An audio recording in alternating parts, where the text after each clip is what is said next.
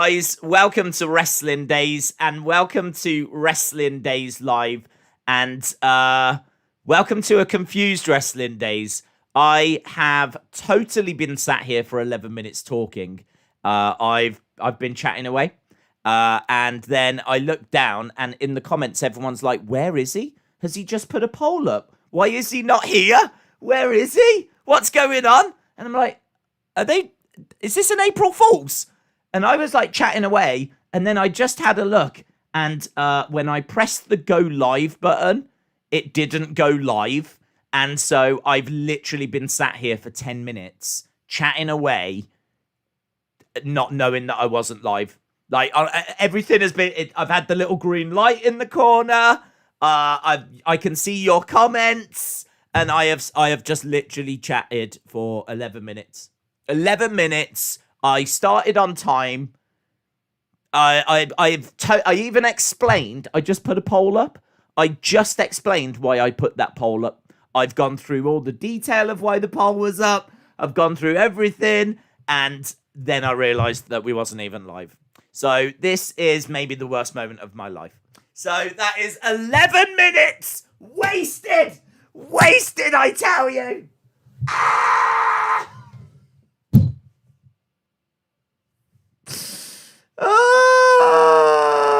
I had full-blown conversations with people. I was chatting away. I was like, yeah, that's a good point. We will get to Hasib. Earlier on, Hasib mentioned about the fact that we was going to get Jericho on Stone Cold's podcast. And I was like, Hasib, we will be getting to that, bud, in a second. But loads to talk about tonight. And I went off. I've done the preview. I've spoke about everything. I mean, look, I was here. I've done my job. Where was you? It's you. You've let yourselves down, right? You've let yourselves down. I've even tweeted out 7 minutes ago. I was sat here 7 minutes ago. I shared the link. Why would I share a link to a stream that wasn't live? Think about that. I wouldn't. So 7 minutes ago, I was sat here and I sent the tweet out. No, sorry, 13 minutes ago. 13 minutes ago, I sent the tweet out.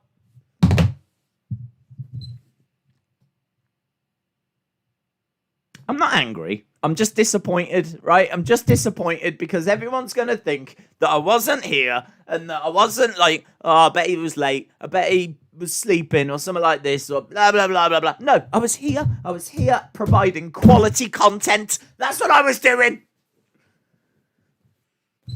Absolutely unbelievable. I can't believe it.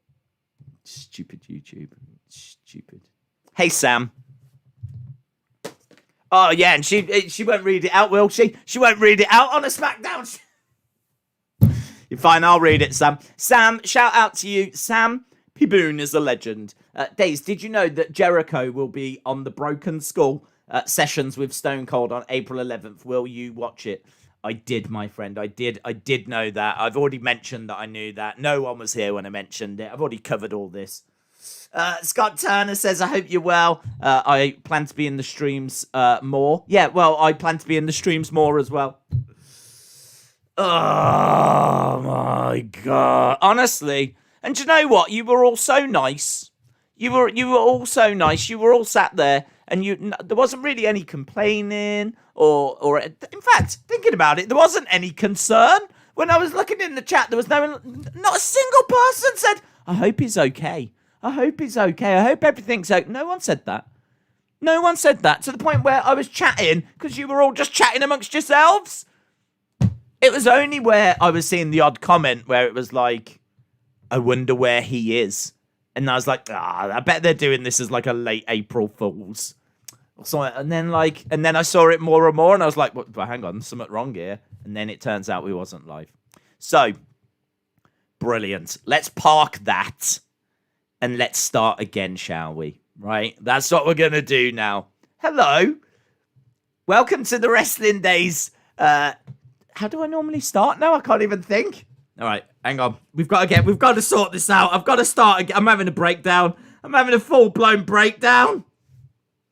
Hey, guys. Welcome to Wrestling Days. Welcome. This doesn't even feel right anymore. I can't even remember what I normally say. it's just a sham. It's falling apart. It's all falling apart. Let's just start with the SmackDown stream that I've already started 15 minutes ago. Big news, Logan Paul on the show tonight. Very excited. I'm not part of the Low Gang, but I'm intrigued by how they're going to use him. I expect him to be at WrestleMania. The rumors are he will be at WrestleMania. So he's on the show. We saw him getting on a plane. They gave him a private jet. So he's come over to Tampa. He's gone over and he'll be in the Thunderdome. So he's not on screen. He's there in person. This isn't like, him beaming via satellite. He's actually going to be there. I fully appreciate this is a big name. I fully appreciate that this is someone that is potentially going to move the dial on ratings. So this has got to be a good show. This has got to be a big, big show. Because if you're going to get all these extra eyes, then you've got to entertain. You've got to do something. Thankfully, this is SmackDown. And thankfully, SmackDown tends to be the better show when compared to Raw. So I'm excited to see what they've got for us. I do think this is a big deal. I do think he's a big name. He's not someone that resonates with me, but we spoke time and time again about how in the Attitude Era, they were bringing in big names of the time. And, like Pamela Anderson and bringing in Mike Tyson and all these like celebrity names that were decent at the time. And that's what they're doing right now. We're seeing Bad Bunny. We're seeing Logan Paul. Like, they are trying to bring in names that are really resonating with the current generation and this era. So, fair play. Not for me, but I can see why they're doing it. And I'm intrigued to see how they're going to use him. I don't want it to be a case where he's going to hit someone and all this nonsense. I'd rather that, there's a bit of respect there. We'll see. We'll see how it goes down. Shayla, shout out to you. So what I was saying earlier was that this is the only thing that's been announced. Now, obviously, we're going to see Roman, Edge, Daniel. We're going to see Bianca and Sasha. We're going to see Big E and Apollo. We're going to see Sami, Logan, and Kevin Owens. I don't think there'll be anything in the way of shocks and surprises tonight. But let's see. Let's see what they've got. It's got to be a decent show because of all these fresh eyes that are going to be on the product. Going Ghost, shout out to you, says, Days, is it natural to wonder how super the Fiend's supernatural powers will be at Mania? I hope it's supernaturally wonderful. Hashtag Wheel of Punch. Well, there's quite a few names on the Wheel of Punch, let me tell you. There's quite a few, and YouTube is pretty much taking up every single spot right now. I want the YouTube CEO. I want YouTube itself. I want the algorithm. Yeah, I want to punch them all in the face. There's the construction for the Mania stage. Looks like a big pirate ship, says Omeron. Oh, that's interesting. Do you know what? I did look. There is some footage doing the rounds of the WrestleMania stage, but I couldn't make out what it was, to be honest. You could be completely right that it's a giant pirate ship. The little video footage I saw, it wasn't very clear, but perhaps you've seen something different. Perhaps there's better images doing the rounds now. So that's interesting. I could definitely see it being that. They always tend to theme it. Although saying that, they've already got a big pirate ship. Why do another big pirate ship? I don't know. It would still make sense. I mean, it is pirate themed. So, yeah, let's see. That will obviously we'll start to get better images. We'll start to get, a better idea as we progress throughout the next week or so. So, yeah, there's so much to talk about. Right, let me talk about the tweet. Okay, I put a tweet out there and I explained it whilst I was doing it, but I appreciate I wasn't live. So, what I was saying was this weekend, okay, I don't know what is the right thing to do because we was doing the basketball. I was down for the basketball and I was down for doing something different. I thought what we could do is have a look at the basketball NCAA March Madness Final Four, Fatal Four, whatever it's called. I know it's a big deal in America, and I know that there's a lot of people that are into it. I see you all on my timeline talking about the different games and whatever. So I know there's an audience for it. I know that it's popular. We don't have any UFC this weekend. There's no wrestling this weekend. It's Easter weekend. It's actually Good Friday today. So happy Easter to everyone. So as a result, we're free to watch the basketball. So I'm down for doing that. We did the Super Bowl before, and people seem to really enjoy it. And I'm down. I like basketball, so I'm down for watching some basketball. So we could really get a different flavor. It's not often we get a chance to watch something different. So basketball, right? So that was the plan. But then it dawned on me, right? We're super close to WrestleMania. This is the last weekend before WrestleMania. So what if we did like a 2-hour, maybe even 3-hour massive WrestleMania stream? We do predictions, we do theories, we do news, we talk about the build for all of the matches, and if we liked it, if we didn't like it, how we would have done it instead, what we wish the matches were, if we could change anything, what would we change, what surprises do we think we're going to get? Who's going to have the best ring gear? Who's going to have the best entrance? We could literally, I can sit here after the stream tonight, just do a deep dive on WrestleMania and just get loads of news, facts, information. And we could just do like a massive WrestleMania, everything you need to know, one-stop shop WrestleMania stream. So I'm really tempted by that as well, because we can go into whatever you want to go into when it comes to WrestleMania. Obviously, we've watched the whole build. We've got great knowledge of it all anyway. But, we can find out, like, all the other little fan theories that are out there, and we could do a deep dive. So I'm really torn. I don't know the right way forward. So if you want to watch the basketball this weekend with us, vote for that. If you fancy a deep dive WrestleMania stream, then you can vote for that. And I honestly don't know what the right way forward is. So that's why I've given you guys the opportunity to vote. That poll will end at the end of the stream. We will know by the end of the stream which one we're going to be doing. So it's up now on Twitter. Get your vote in, and that'll decide what we do tomorrow. So there we go. Right, let's talk about Jericho and the Stone Cold podcast. I do want to just jump in and say hello to Hayden Garrett, who says, "Hello, Days. How are you doing, my friend?" I am good, thank you. I hope you are well. I'm good now that we're actually live. So, yes, shout out to you, Hayden. If you want to vote basketball and you're voting basketball, let people know. If you're voting WrestleMania, let people know. This is one that I think will split the community a little. I know there's fans on both sides. So I'll tell you the current percentage. Current percentage, 75-25. We've had 130 votes.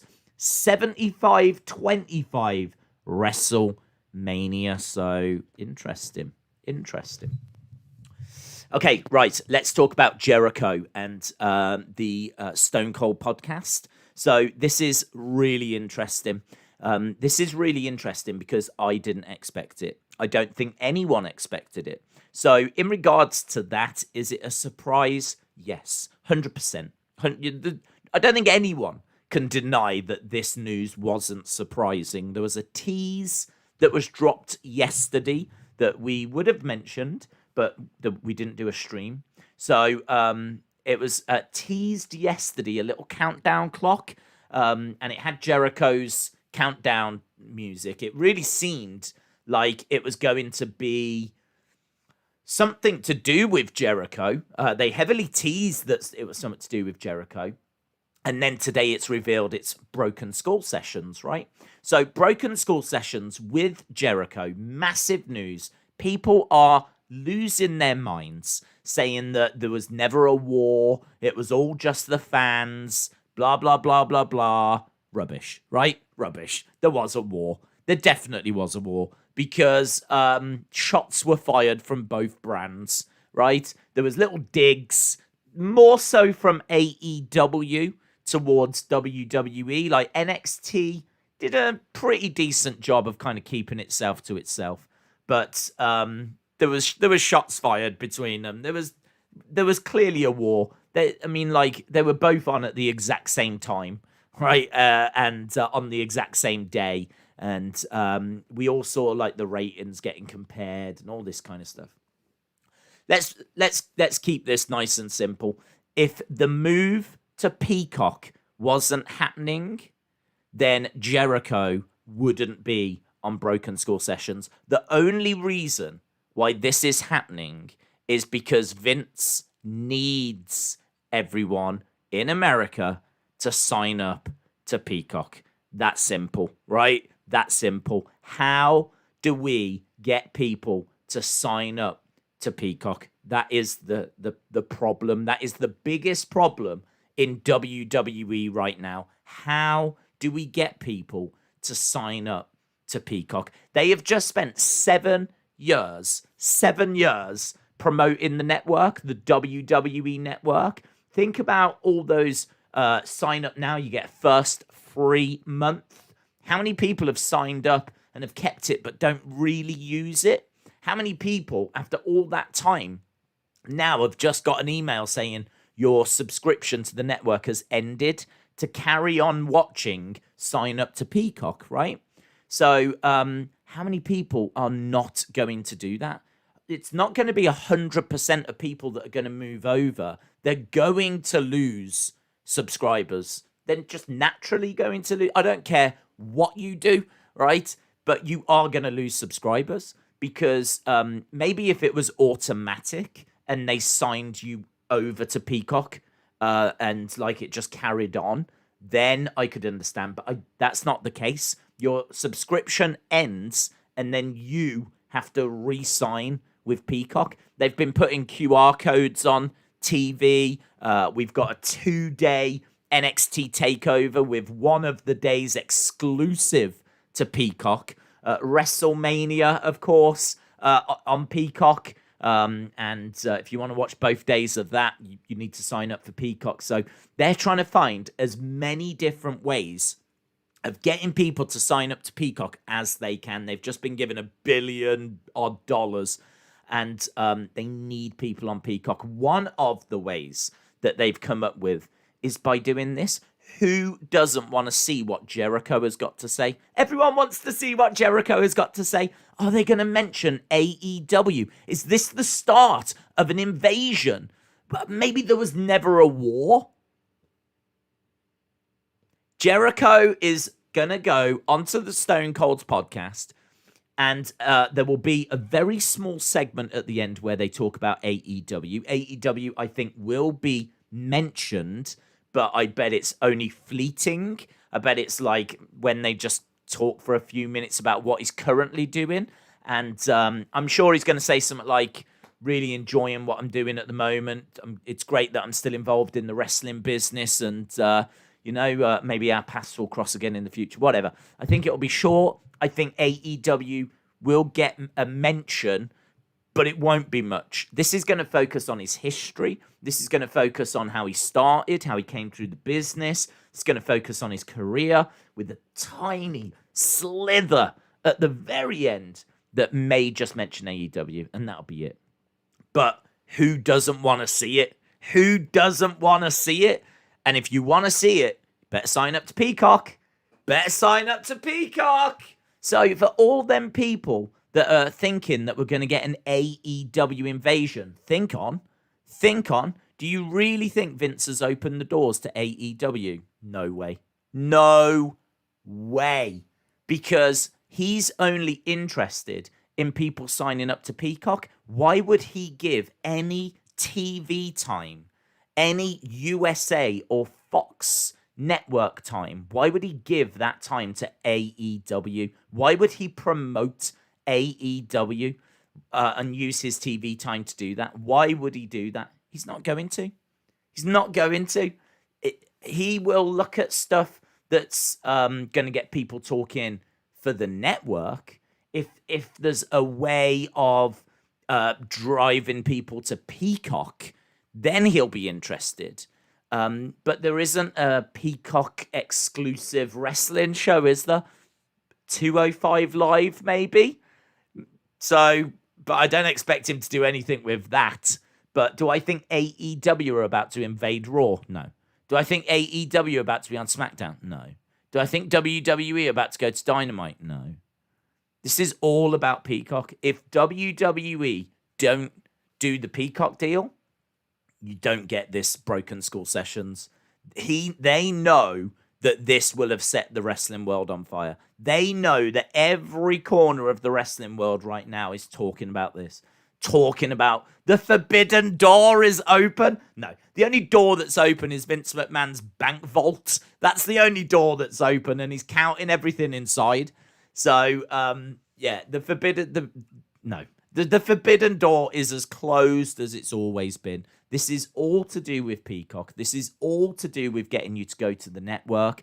Look at the timing. Look at why this is dropping now. It's dropping now just as they're going over to Peacock. So it's all to do with that. No denying this is still a surprise, though. No denying this is still a surprise. Because what that does mean is if the Hall of Fame was network only, right, then that suggests to me that he might have put an AEW star in the Hall of Fame. Someone like Goldust or Jericho might have gone into the Hall of Fame. But in fairness, I think the Hall of Fame is on TV, so it doesn't help the Peacock deal. It doesn't drive people to Peacock. But if the Hall of Fame was only on the network, only on Peacock, then I wonder if he would have put Goldust in. I wonder if he would have put Jericho in. I wonder if that would have crossed their mind. Because again, it's another way of getting people to sign up. I want to sign up to Peacock, so I want to see the Hall of Fame. What is Jericho going to say on stage at the Hall of Fame? What is Goldust going to say at the Hall of Fame? So that would have been another way of getting people to sign up to Peacock. Scott Turner says, Days loving the streams. Keep it up. Shout out to you, Scott. Shout out to you. Hope you are well. And I appreciate the kind words, bud. So, yeah, that is very much my take on it. I think that you can forget crossovers. All these people saying there wasn't a war, I think, are just not looking at the situation right. I think people now expecting there to be a working relationship between AEW and WWE are, I don't think, looking at the situation right. There's people saying maybe Vince has mellowed. Yeah, because you tend to mellow as you get older. No, this is money. This is Peacock. This is subscribers. This is buzz and hype, and it's still great. It's still great, and it's still surprising. But I'm not fooled. I'm not fooled as to why they're doing it. So, but definitely unexpected. Definitely unexpected. And it should still be a great conversation as well. Think about Jericho's career. I mean, he's been in ECW. He's been in WCW. He obviously came over to WWE and had an incredible career. And then, as we said, I do think there'll be a little mention of AEW, but I would expect it to be a very small slither right at the end. You don't actually know what they spoke about and how long they spoke about it. They could have done like a real lengthy chat on AEW, but it's got to go through WWE editors. It's got to get, I would imagine, a final say from Vince. So Vince is going to watch it and see it, and the editors are going to edit it. So it'll be very interesting to see what they allow. You will only see what WWE allow. This isn't live, right? If this was live and anything could be said, that would be even more interesting. But this is going to be, I'm expecting, heavily edited with just a small mention of AEW at the end. This is the same Jericho that made fun of NXT and WWE since being on AEW. Yeah, I mean, like this is still good for AEW because you right now I saw WWE and AEW were trending together, and as we said, the whole wrestling world. You've got people out there saying that the Forbidden Door has been smashed apart. You've got people saying. I had someone asking, do I think there'll be an AEW invasion at WrestleMania? That was a legit question that someone asked. Now, I'm not knocking that person because that person might not be a regular viewer of wrestling. That person might not know about the Peacock deal and all this kind of stuff. So I'm not knocking that person. That it's a legit question. It's a fair question, but that. I'm only telling you because that is what this has done. That is what this has done. There are legitimately people out there now thinking that they're working together now. The AEW and WWE. There's people out there that are writing down their dream matches as we speak. Okay, well, if this is going to happen, then we've got to do Omega and Seth. And we need to do like Charlotte against Hikaru Shida, so we need that match as well. And it's like, honestly, it's so clever. It's so clever. Everyone's going to want to see that, so everyone's going to sign up to Peacock. It works for WWE in that regard. I can understand AEW agreeing to it as well because it works for them. Because loads of trending hype, everything is, you know what I mean. Mentioning them at the moment on social media. So there's a real buzz around this. So it's great. It's great for everyone involved. So Sasha Banks is the best, says B-Boy. What match at WrestleMania are you looking forward to the most? I'm looking forward to Roman, Edge, and Daniel Bryan. Shout out to you, Hayden.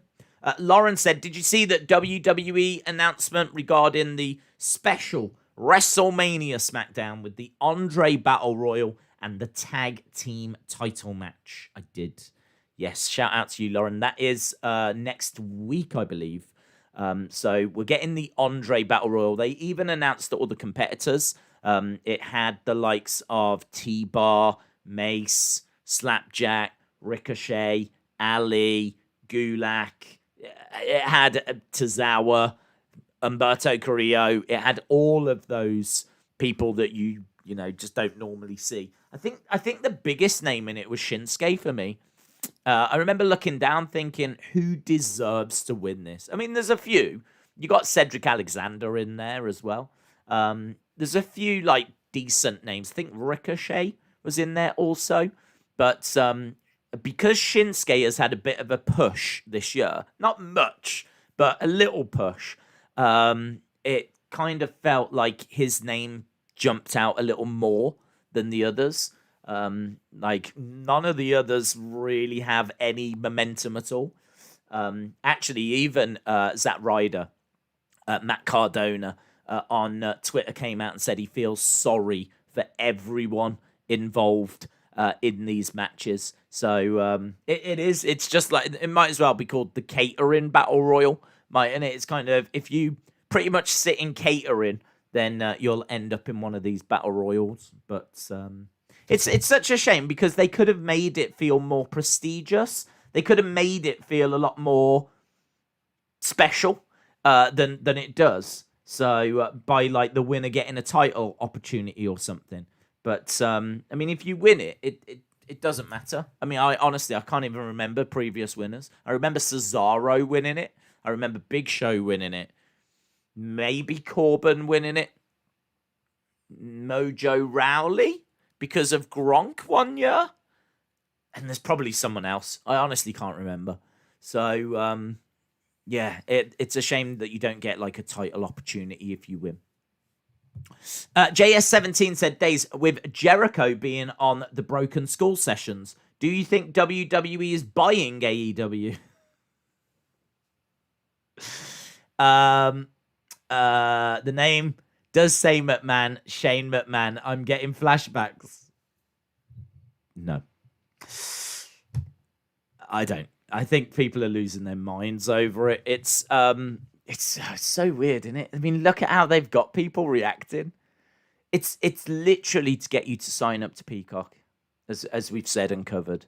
If the Peacock deal hadn't happened, if it was still just the network, then this doesn't happen. This doesn't happen. If we're not going to Peacock and they don't need to get subscribers desperately, you don't get this. So no, I don't think he's buying AEW. More not because, I mean, would he buy it? He might be interested in some of the talent if buying AEW meant that you got Omega, Bucks, Cody, Jericho back, he would buy it. He would buy it. If the price was right, he would buy it, because that injection of talent and to do the invasion stories would be, you'd get your money back if the price was right. So would he buy it? Yeah, I think he would. I think he would if it meant that you got the big names. He got burnt before with WCW, although that deal was still all right because he got the video library, but he didn't get Hogan. He didn't get Flair. He didn't get Goldberg. He didn't get Scott Hall, Kevin Nash, NWO, Sting. He didn't get any of those names when he bought WCW. So as long as he got the big names, I think he would buy AEW. But Tony Khan is not selling. Have you seen how much fun he is having? Have you watched those paid adverts on Impact? He is living his dream. This is Tony Khan's dream. Owning a wrestling company is right up his street. I mean, he is loving it. So he ain't selling, right? And they've got a good TV deal that runs for a long time. They're building. Their numbers maybe don't set the world on fire, but they're trying lots of different things to try and get them ratings up. They're just launching a reality show now with Cody and Brandy to see if that can, bring in some casual fans. They're going to keep, trying different things. They've already tried Shaq not that long ago. So it's not would Vince buy. It's that Tony Khan ain't selling. I'm adamant on that. Vape Ross Vape says, Stone Cold, Vince, I want Jericho on the podcast. Vince says, sure, pal, I love Kalisto. Salary says, King Corbin has been announced for the Battle Royal. So what was the point of him attacking Drew? Also, I think Jey Uso will win the Battle Royal. Well, it's quite interesting because MVP has come out, and MVP has said that Corbin is not in the Hurt Business. So when MVP said this is the Hurt Business on commentary, I think he wasn't necessarily talking about the group. I think he was just saying, like, this is the business that Bobby operates in. He operates in the Hurt Business. Look at what Bobby is doing. Now this is the Hurt Business. But everyone, including myself, took it to mean this is the new group. This is the Hurt Business. So, it all got a little bit confusing. And so MVP went onto Twitter and said Corbin is not in the Hurt Business. So it's a bit of a I see how it's happened, but it's a bit of a botch. And it's certainly caused confusion. I think I don't think King Corbin is part of that group, just going by what MVP has said. I don't know if it's storyline, and we're going to get something on Monday where, King Corbin's going to be asking, why did you tweet that out? I thought we had an agreement or whatever. I'm not sure where it's leading, but currently I think Bobby and MVP are just out on their own. I don't think Corbin's a part of that group. Salary, shout out to you. Jim Gore said it was Cesaro, Big Show, Corbin, Mojo, Matt Hardy. Definitely would have forgot that. But I do remember now because Bray came back, didn't he? And helped him win. So I do remember that now. And Braun. I don't remember the Braun one at all. I don't remember Braun winning it at all. Have all won the Andre Battle Royal. Thank you, Jim. Shout out to you. Hope you are well. Miguel said, what if Bianca attacks Sasha and Bayley appears since she has not been on SmackDown for about 4 weeks? Well, Bayley is trying desperately to get a match with Michael Cole. I can totally see that being a segment. I can see that being a segment at WrestleMania. So I hope they do it. It'd be awesome. Bayley's a match ends. Bayley's music hits. Bayley comes down, jumps in the ring, and challenges Michael Cole there and then to a match. Michael Cole could get up from the commentary desk, step into the ring, and it could be like, guys, it's happening. And then there might just be a little altercation or, whatever. But it'd be one of those little WrestleMania moments, one of those little skits. Like Undertaker, Cena. It was sort of a match, but it wasn't really a match. It was like 2 minutes long. And Cena had been sat in the crowd all night. That moment. Or when The Rock came out at WrestleMania 32, and we ended up getting The Rock versus Eric Rowan, which is literally like one rock bottom, and that is it. It's like 7 seconds long, that match. And like the Wyatt family had come out. So, or the Ronda moment with Rock. Do you remember when they announced the attendance and Rock came down and they started insulting him and he went and got Ronda at WrestleMania 31? Like, they do have a history of these kind of little skits, these little moments during a show. And I do just wonder if someone as big as what Bayley is, Bayley, one of their biggest stars, honestly, carried the company during that pandemic era, more so when it was at the Performance Center. But if you remember when it was like Bayley and Sasha as the women's tag champs, they were on every show. They were even going to NXT. So they did a lot of work. And for her to not be on the card doesn't make any sense. And the only thing she keeps banging on about is Michael Cole. She goes on about it quite a bit on social media. So she even said, I'm petitioning, I'm trying to get Michael Cole at WrestleMania. I want to take his undefeated streak away, because obviously Michael Cole is 1-0 at WrestleMania, having beaten Jerry the King Lawler.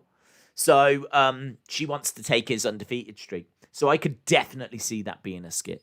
Definitely see that being a skit.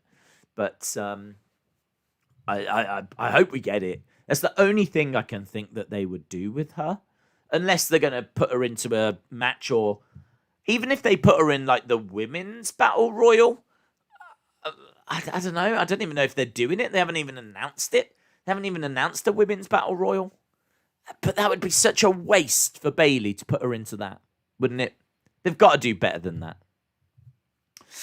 Did you see that it was Vince that split the Hurt business? I haven't seen that, no. I saw the backlash. Honestly, one of the biggest talking points in wrestling has been how disappointed people have been with the Hurt business having split up. It's really upset people. That group was popular. I think we all knew they were popular. I maybe didn't appreciate how popular. Like, that group kept losing. Like, certainly Cedric and Shelton, I don't know. I didn't feel like they were booked like The Shield or any other massive great group. I kind of feel like the Hurt business were a level above Retribution. Maybe they were cool. They were definitely cool. And they wore suits and they looked awesome. And the idea was great.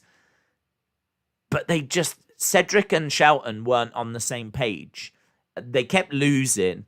And I don't know. I don't understand the booking. I think they had something great. I think people really liked it. I think people still want them around. And I have no idea why they didn't book them better. There is still an outside chance that they get back together. There is still that outside chance this is all a ploy to make people think that they've split up when they haven't really. And so as a result, they're actually going to interfere at WrestleMania and they're going to help Bobby retain. or provide enough of a distraction. They're going to come down. Everyone's going to think they're about to attack Bobby. They actually work with Bobby. It's a swerve. They tricked you all. There is still that chance, absolutely. So, and I do wonder, would they do that looking at the backlash? Because it was maybe the biggest talking point coming out of Raw. Coming out of Raw on social media, what I saw getting mentioned more than anything else was the Hurt Business splitting up and how upset everyone was. So they might backtrack on that. Or it could be the plan that they're going to swerve you anyway. So Hurt Business was all right. I definitely prefer MVP and Lashley as a duo, says Brony. Chalmers says Bayley, Dirty Dogs, all of SmackDown's tag teams, and Jeff Hardy were robbed from Mania. Chalmers, hope you are well. Sean Reset says Hurt Business isn't broken up, it's just downsized. I like that. Dave said, why do they have to be the Shield? Shield wasn't that great. Nasian said Alexa Bliss is crazy. Liam says, Days, I don't know if you know, but both nights of NXT TakeOver are going to be on BT Sports. Yeah, I mean, look, that is crazy. I don't quite get my head around that, to be honest. I can't quite figure out what they're doing, because apparently both nights are on Peacock. So both nights are on Peacock. Both nights are on BT Sport. Both nights on USA Network? I don't know. The first night is, because obviously that is Wednesday night, the normal night for NXT. I don't think the second night is, but it could be. But I don't quite understand. That seems messy to me. That seems a bit messy.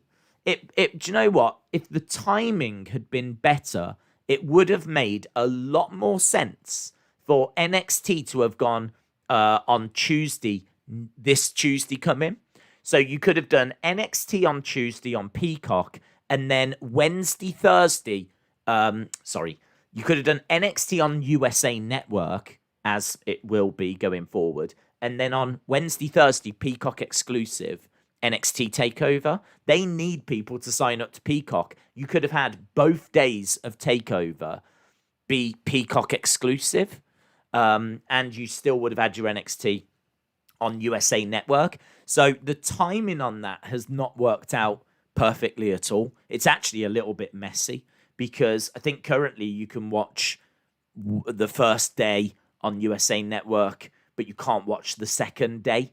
But you can on BT Sports, and I think both days are on Peacock. It's just a little bit messy. It would have been a lot cleaner, and it would have made more sense if they'd have moved to Tuesday next week. You could have had NXT on USA Network, and then Wednesday, Thursday, Peacock for TakeOver.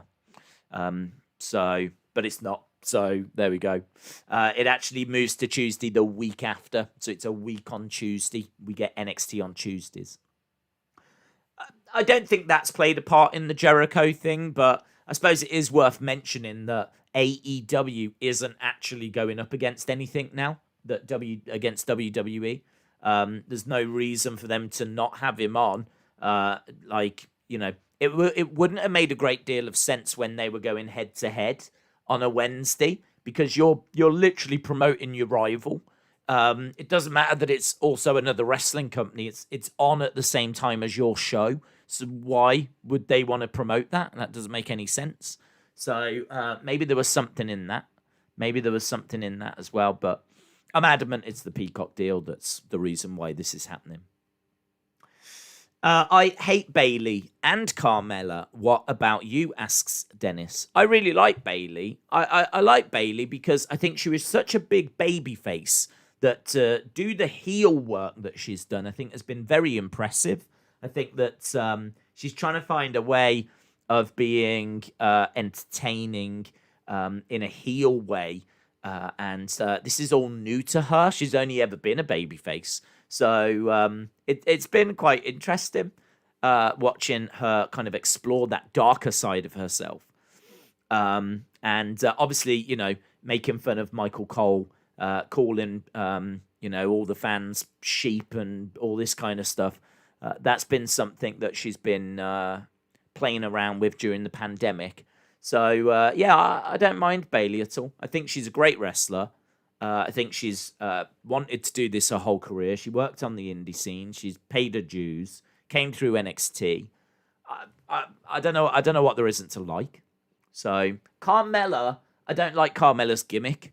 This drinking fine wine and everything, it was okay, but it didn't work. It didn't go anywhere. They've already taken away, after a couple of months, she's already lost her sommelier. So Simpanalda's already gone, and now he's hanging around with Nia Jax. So that feels to me like a bit of an admission that it didn't work. Because if it worked and it was great and everything was clicking, they would never have taken him away. But it wasn't working. So I don't know what she does now. Now she's got this gimmick. What does she do with it? Because she drinks fine wine and all this, but now there's no one to wait on her. I don't know what they're doing with it. They've messed that right up. Days, Logan confirmed that he will be at WrestleMania on his podcast. He said he needs to go to Tampa for SmackDown, then back to where he was to train with Jake, and then back to Tampa for Mania. Oh, well, there we go. He's let the cat out the bag. So, to my knowledge, WWE haven't announced that, or there's no reason for him to be at Mania yet that we've been told. But obviously, he will know that he's going to be there. And the rumors are that he is going to be there. But, yeah, it looks like he's sort of jumped the gun on that one a little bit. Dylan said, Days, how happy are you about the main card? In my opinion, it's stacked. What, for WrestleMania? I think it's very good. And currently, I think that WrestleMania stream is winning. So there's a chance that we could be doing a big WrestleMania stream tomorrow. And as we said, yeah, it's dominating this poll. We've had 230 votes, 77% WrestleMania. So it's looking likely. Not going to say it's impossible because, we could get another 200 votes and that could... In fact, we could easily get another 200 votes and that would swing back to basketball. So I'm not going to say that it's definitely WrestleMania tomorrow. But we could do a deep dive looking at that whole card, looking at, kind of scoring out of 10 what we think about each match. Because I do think that the card, before even a single match has happened, I do think that when you look at the card for WrestleMania, that is so important. Because that is what convinces people to tune in. If your card is rubbish, do you know what I mean? If this was Ali versus Ricochet, well, great match, but I'm sorry, right now that's got SmackDown written all over it, or Raw written all over it, or do you know what I mean? It doesn't scream WrestleMania. And so that's why the card has, got to look so good to try and entice people, and this one absolutely does. It's a great card. It is a great card. Right, there goes the alarm bleeping away. Let's see what Logan Paul has got in store for us. If you are just joining us, shout out to you. I messed up the first 11 minutes of this stream, chatting away to people when no one was here. Right. SmackDown is already about to start. I know. I know. In a way, there should be another 10 minutes of us chatting, in truth. But I'm not taking the blame. I was about to say I messed up. I didn't. It was YouTube. I 100% pressed the button. 100%. It's in the past. It's in the past. Can't wait for SmackDown, says Skirt Shadow. What channel is SmackDown? Is it BT Sport 1? Yes. Right now, we've just got a little video package. And last week's show was all right, actually, where Daniel refused to leave the ring. I can't believe that's been a week. That feels like a couple of days ago where Daniel refused to leave the ring. And Edge came out, and obviously the triple threat was made. Days, apparently, Sand is going to be on the stage and superstars will come out of the pirate ship. Austin said, no, Days, it was you. Why didn't you press play? It's go live, actually. Right, we're still watching this little video package as the show is beginning. Tones, shout out to you. Harley says, they ain't going to have Logan straight away. They're going to make us wait. Oh, well, I can definitely wait. I'm in no rush. I can definitely wait. I still hate you, Brian. This should have been 1-on-1. Cheese Whiz says, join the Dark Order. It's funny, actually. I saw a little image of Join the Dark Order from when they first started. It's so weird where they are now. If you think they started as a serious group that were trying to recruit strangers, it's weird. It's weird to see them now as this just completely comedic comedy group. It's just completely 180'd on that group. I don't mind the Dark Order. I think they're all right. Matt Riddle Art. Shout out to you. Do you think Bianca will attack Sasha? Yeah. I mean, she got slapped, didn't she? So I would imagine that she is going to be looking for her, but I mean, there's no denying the build. The build for that has been atrocious. I mean, the story is so easy to tell about how, you know, we don't know anything about Bianca. We haven't seen anything about Bianca. How long has she been dreaming of doing this? Like, where's the images of her as a young girl working hard and training to get to this moment? This is Bianca going for one of the biggest women's wrestling championships. And I still don't feel like we know a great deal about her. We know she's athletic, but give us some of her backstory. They do such great documentaries on the network, but they don't put a lot of that information into the shows. So I don't feel like I know any more about Bianca as we've headed towards WrestleMania. And I think that's a big miss. A big, big miss. And instead, they're just doing little slaps and little silly moments. Who do you think will win? Roman, Edge, Bryan? I think Bryan will turn heel and Roman will win. Right, we're starting with Edge by the looks of it. Yeah. Edge making his way down, the rated R superstar. This is Edge with an edge, isn't it? This is edgier Edge.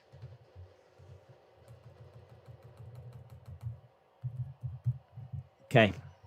This match feels huge, doesn't it? I mean, imagine Edge walking down at WrestleMania in front of fans with that music. It's going to be awesome. We saw the crowd reaction for the Royal Rumble in 2020, but obviously we've had the pandemic since then, so it's going to be such a big, big moment. Mike Ziegler said, Days, you should have been the special guest on Sami Zayn's red carpet premiere. Now that would have equaled ratings. I think Logan Paul's going to bring more.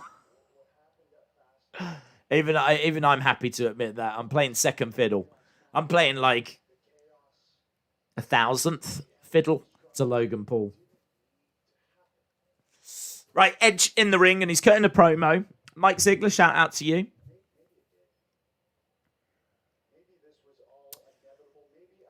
Edge says, maybe this was all inevitable. Maybe it was impossible to not hit any speed bumps. Greetings, big shout out to you, Paul Roman. Hope you are well, buddy. Iconic says, Edge being a true heel, complaining to Bryan about him basically being Edge.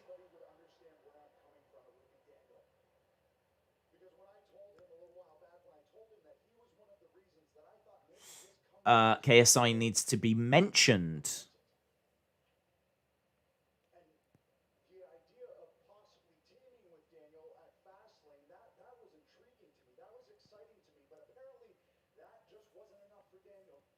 Edge says he was intrigued to team with Daniel.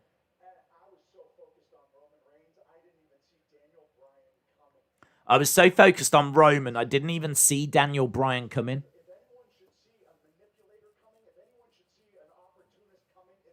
If anyone should see an opportunist coming, it's me.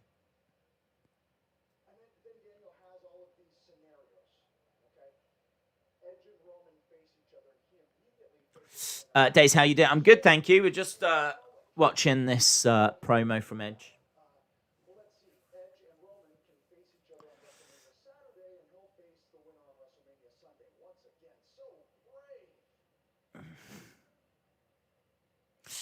Mike Ziegler said that was a humble response. Edge says he was outplayed. Blame Darius says, yo, Days, the word is that Bobby wants Lio Rush in the Hurt Business. Who's your guess for the next spot? Hashtag bring back the factions. I don't know if they're still doing it, to be honest. I mean, the rumors are that, well, I say rumors, it's not even rumors. MVP has said Corbin is not in the Hurt Business. He tweeted it out the other day. So if that's true, I don't know that there is a Hurt Business. And I'm sure that he would want Lio Rush because I think they had a good relationship, but I don't know that they would bring Lio Rush back, to be honest.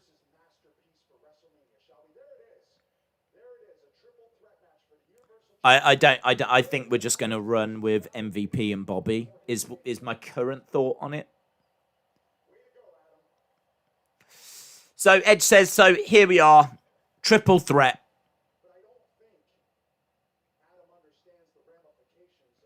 He's really painting the picture for people that haven't been watching. So if you've not been watching the show and you want to know how did we get here, well, here's your Royal Rumble winner. It was meant to be a tag match at Fastlane. That wasn't good enough for Daniel. Now Daniel's inserted himself, so now we've got a trip. It's just basically, we get a video package and then we get like a recap promo. It's all right. It's setting the scene. It's all right.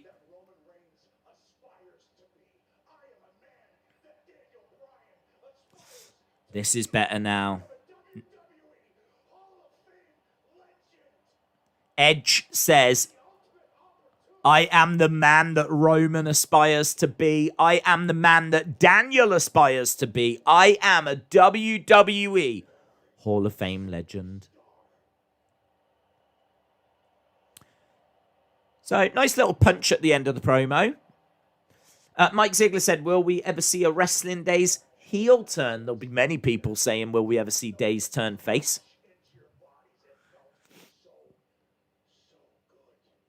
Rated R, superstar. There we go. Look, Austin straight away. I knew you would say that. I knew you would say that.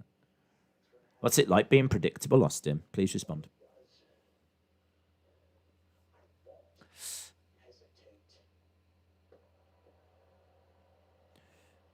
So, there we go.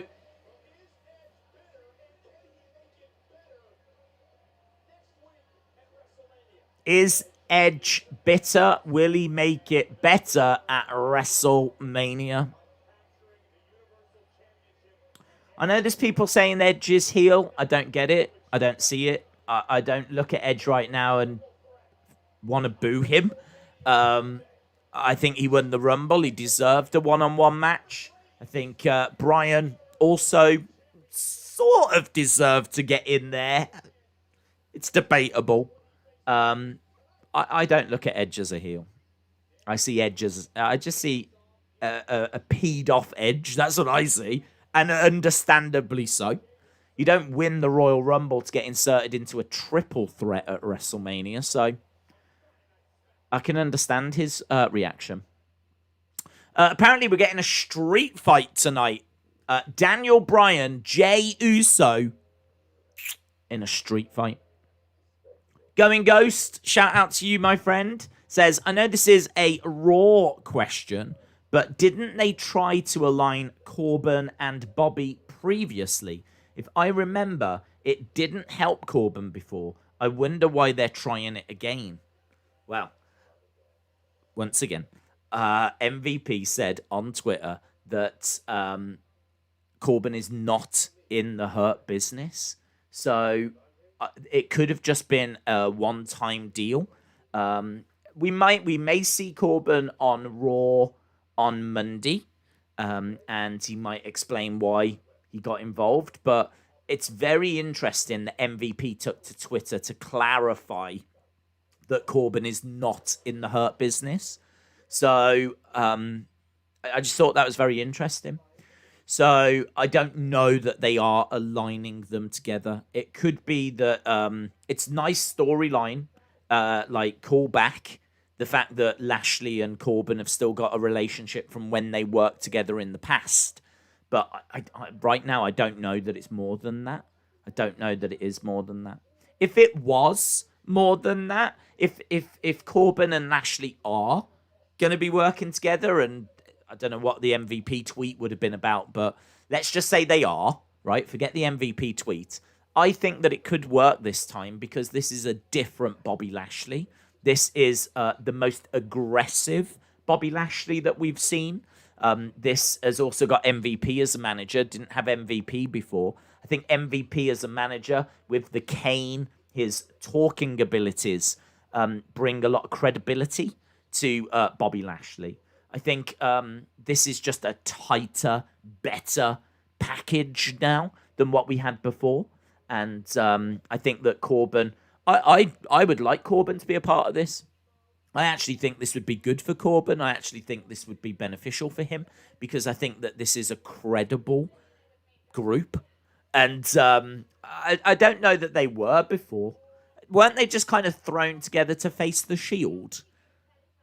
I don't know that they were credible, picking up loads of wins, getting great momentum. But I feel like having them together now would make more sense. But we'll have to see. I'm very much in the dark on it, to be honest, as to which way they're going. But good question. Going Ghost. WrestleMania is next week. Street Fight, yeah. Street Fight will be all right. It'll be something fun to watch. To be honest, and I have said this, when it comes to people being in the main events of WrestleMania, I would try to keep them out of matches. Logically, why would Daniel want to fight the week before WrestleMania in a street fight against Jey Uso? I don't know that makes sense.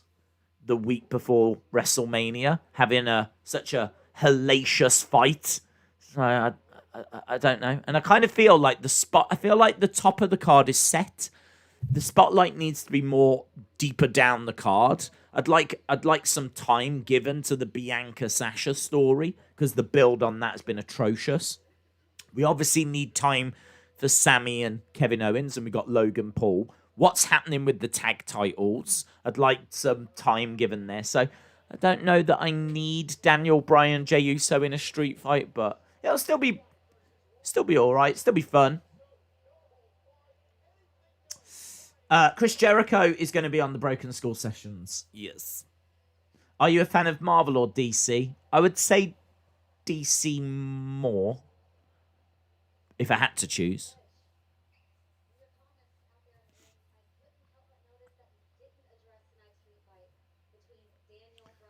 Kayla Braxton says, you didn't speak about the street fight tonight.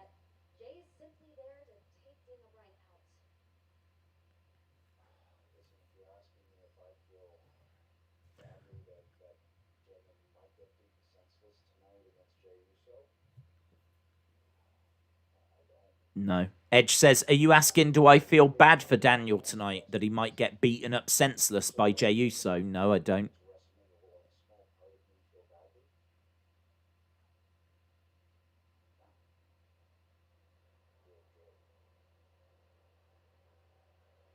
But again, why? I don't understand. Why would he feel bad? Why would he feel bad? One of his WrestleMania opponents is in a match tonight. Why would he feel bad? Right, we got Chad Gable. We got Otis in the ring. Mike Ziegler said, Days, I don't know if you've already addressed this, but what do you think on the forbidden door being open between WWE and AEW? Oh, yeah, wow, that forbidden door wide open now, innit? Mike Ziegler, shout out to you. We did touch on it. That door is as closed as it's always been. That door is no more open than it was yesterday, last week, last month.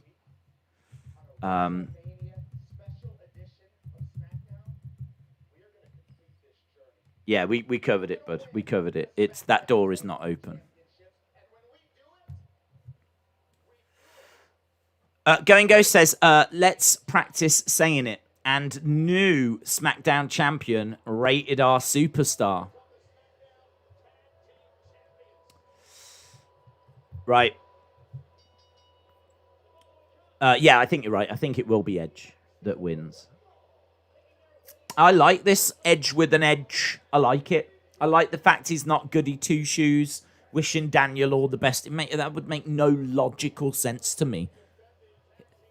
Like, why would Edge be happy that Daniel has been added to his championship match? He wouldn't. Why would he be happy? He wouldn't. In any world, in any universe, he would not be happy.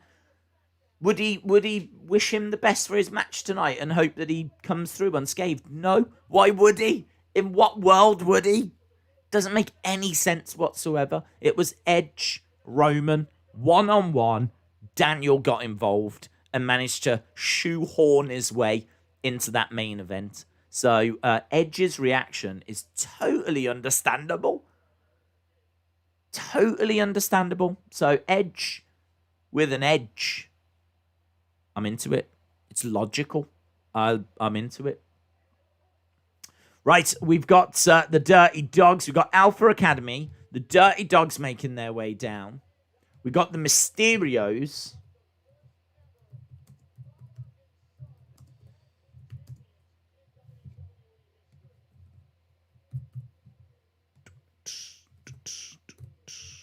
Mysterios. Yeah, the Mysterios. And again, he's carrying him down to the ring. Why do they do that? I don't know why they do that. It makes Ray look so... I don't know.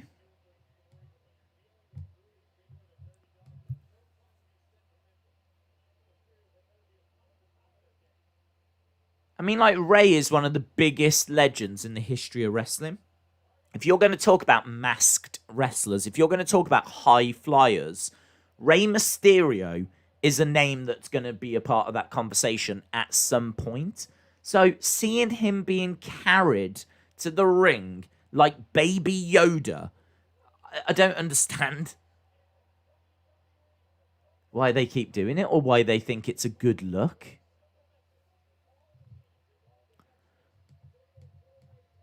Right, we've got Street Profits as well. Bum, bum, bum. Bum, bum, bum, bum. Fair play to SmackDown. We said that we wanted them to focus on some of the other issues, and we're starting off with the tag match. I mean, fair play.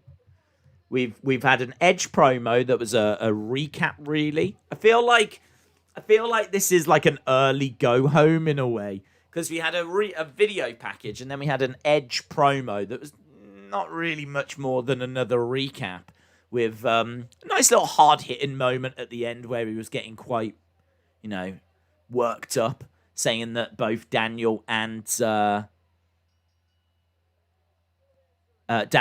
Edge wished, Daniel and Roman wished that they were Edge.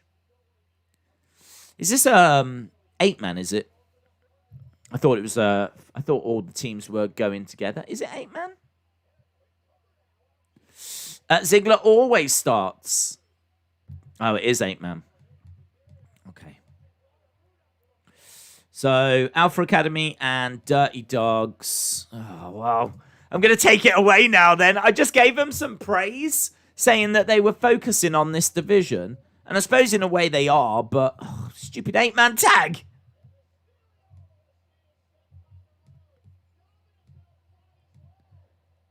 Okay. I was hoping for something a little more meaningful than an 8-man tag, to be honest. That was me wishful thinking. Days, you're botching. This is an 8-man. Yeah, well, I'm sorry for trying to make the show better. Now I truly believe that you was the one that messed up at the beginning, not YouTube. No, it was still YouTube. The Battle Royal will probably take up a fair chunk of next week's show. I'm actually looking forward to that. I mean, that is a match that we do tend to get at WrestleMania. So, the fact that they're doing it on SmackDown instead is interesting. Let's put it that way. Interesting. And I hope the winner gets something. I know they get the big trophy, but I'd like for them to get, something more than that. A good push after. I mean, really, that's the least you would expect. If you're not going to get a title shot, you would expect that they would get a push after and they'd get some momentum. Like, we all expected Mojo to, them to do something. And I think they did try a few things, but nothing worked. Nothing worked with Mojo. Days, they're having that match next week. Why would they do it this week? I don't know. I didn't know if it was a case that they'd moved it this week. And maybe we were getting it this week instead, so that it actually made this match worth something. Again, wishful thinking on my part. They should have done a triple threat without the tag champs, and then the winners would get an advantage next week. Shout out to you. Good thinking, Cheeseman. Good thinking. We had this match a couple of weeks ago, says Andrus Hunter. Robert said, Days, my sister is in hospital. I'm heartbroken. I'm trying to watch SmackDown with all of you. I feel like crying. Oh, I'm sorry to hear that, buddy. Well, I'm pretty sure your sister wouldn't want you crying. Well, she might, thinking about it. You know what sisters are like. But I'm sure she'd want the sympathy. But I hope everything is okay, my friend. And, try and relax. Try and have a moment where, you can take your mind off things and enjoy the wrestling for a couple of hours. So I'm sorry to hear that, Robert. I hope everything's okay. I had a mini drama yesterday as well. Our dog was not very well. I know it's not comparable to what you're going through, but I'm just saying it was a mini drama in the sense of she was constantly licking around her mouth and licking at her paw. And that's a sign, apparently, of pain. And it's a sign of discomfort and irritation. So that was a concern. So we were looking, trying to figure out, couldn't figure out what it was. We think there's a chance she might have eaten a wasp and it stung her. Because when she's in the garden, she's constantly snapping away at wasps and whatever. And there's a chance that she's been stung by one in her mouth, on her tongue or something. And there is actually a red mark on her tongue. So we think it might be that. But I mean, she ended up having to try and sleep that off. And she's all right. She still doesn't seem herself. But last night she was just constantly licking. And she was clearly irritated. So had that mini drama last night. But, I mean, lesson learned. If you are going to eat wasps, do you know what I mean? And we said this to her. If you are going to eat wasps, expect to be stung. Yeah? That's a little bit of wisdom for you all out there. If any of you are in doubt. A little bit of wisdom. Might have that on my tombstone. If you're going to eat wasps, expect to be stung. Days, there is a Fatal 4-Way next week. WWE announced it. Yes. I thought they might have just... I obviously have to have the sound down. So when all the teams came out, I thought that we were just getting it this week instead. And that's why I said, credit to WWE. We're focusing on, something to do with the tag division early. But it's just a pointless 8-man tag, so I'm really not into this. BMess55 says, Days, my dog tore his ACL yesterday. We took him to the vet. Oh, I'm sorry to hear that. That happened. That can happen quite a bit. That she's had that as well, where I think with certain breeds of dogs, their ACLs, their legs can easily tear and often tear as well. So that's awful. I mean, she's had that twice, and the recovery is not moody. I mean, it's fine, but it's like they have to be in a cage. They have to have a cone on. You have to, it's hard for them to walk outside. They walk with obviously a limp because of the surgery, and she's had it twice, so I know what that's like. It's you just you feel for them. Do you know what I mean? You feel for them. They have to be in a cage for their own good, so that they can't walk around too much. You have to watch how much they walk and everything. So being a pet owner is stressful, stressful. But obviously, wouldn't change it for the world. Joaquin said, Days, is this the whole tag division on SmackDown? That's a good question. I don't actually know. It's certainly the teams that we see on the most regular of bases, if that makes any sense. So let me have a look at the SmackDown roster. I have no idea where Viking Raiders are and people like that. So SmackDown roster. If you are just joining us, we've still got Logan Paul to come. We've still got the street fight, of course. We haven't seen Roman tonight, which I'd imagine we will. We haven't seen Bianca and Sasha, and I'd imagine we will. So we still got some big segments on the way. In regards to SmackDown roster, I'm just having a quick scan down. We've got the Usos, of course. So when Jimmy comes back, that would be the Usos. Corbin is a SmackDown star, of course. So he was on Raw, but technically he is on SmackDown. I know that's got nothing to do with the tag division. I'm just saying. That might be it. We've got Wesley Blake. Wesley Blake was in a team, wasn't he? But I don't... What are they doing with him now? He was a henchman, wasn't he? Did they do anything else after that? Kalisto is over on SmackDown, but obviously he's got nothing to do with Lucha House Party anymore. No, it doesn't look like there is anything. Technically, and I didn't know this, Bo Dallas is technically on SmackDown according to Wikipedia. So I didn't know that. So where is he? Where are you, Bo Dallas? So, yeah, I think this is pretty much all the teams outside of the Usos. Right, we got Dominic in there with Ziggler. Roll up by Montez Ford on Chad Gable. What do you think about Roman versus KSI? I think it'd be awful. Why would we do that? I mean, I do understand that KSI has had a little bit of boxing training, but someone with slight boxing training that's only had YouTube boxing fights shouldn't be stepping in there with Roman Reigns. Big splash by Otis on Montez Ford. So Alpha Academy are victorious for their team. So there we go. We are done with this match. Sonny, hello, Sonny. Harley says R.I.P. Montez. Yeah, that was a big heavy splash, wasn't it? Sonny said, few years ago, I lost one of my cats.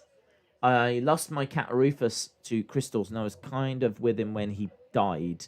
I've gotten pretty close to my 4-year-old cat Griffin. Here's Paul Heyman backstage with Sonya and Adam Pearce. Sorry to hear that, Sonny, by the way. The tribal chief, Roman, has asked me a small legality.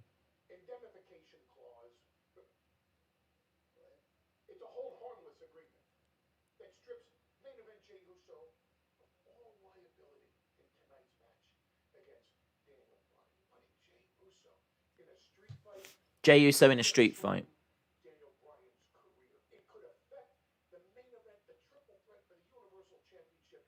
Okay, so what does he want? All we want.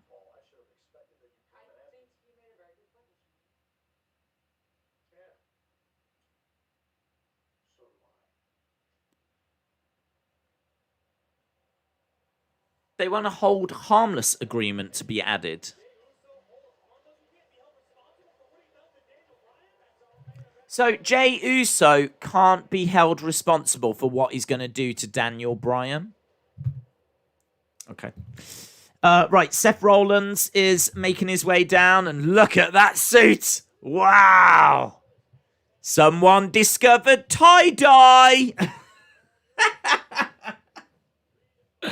Look at that suit. That's not a sharp suit. That is awful. That is awful. I don't care if anyone wants to say, look at Seth, he is dripping. He's dripping with awfulness. It's a bold fashion statement. I'll give you that. It's like a tie-dye suit. Not outlandish colours. Pinks, purples, pastel colours. Still tie-dye. Still wild.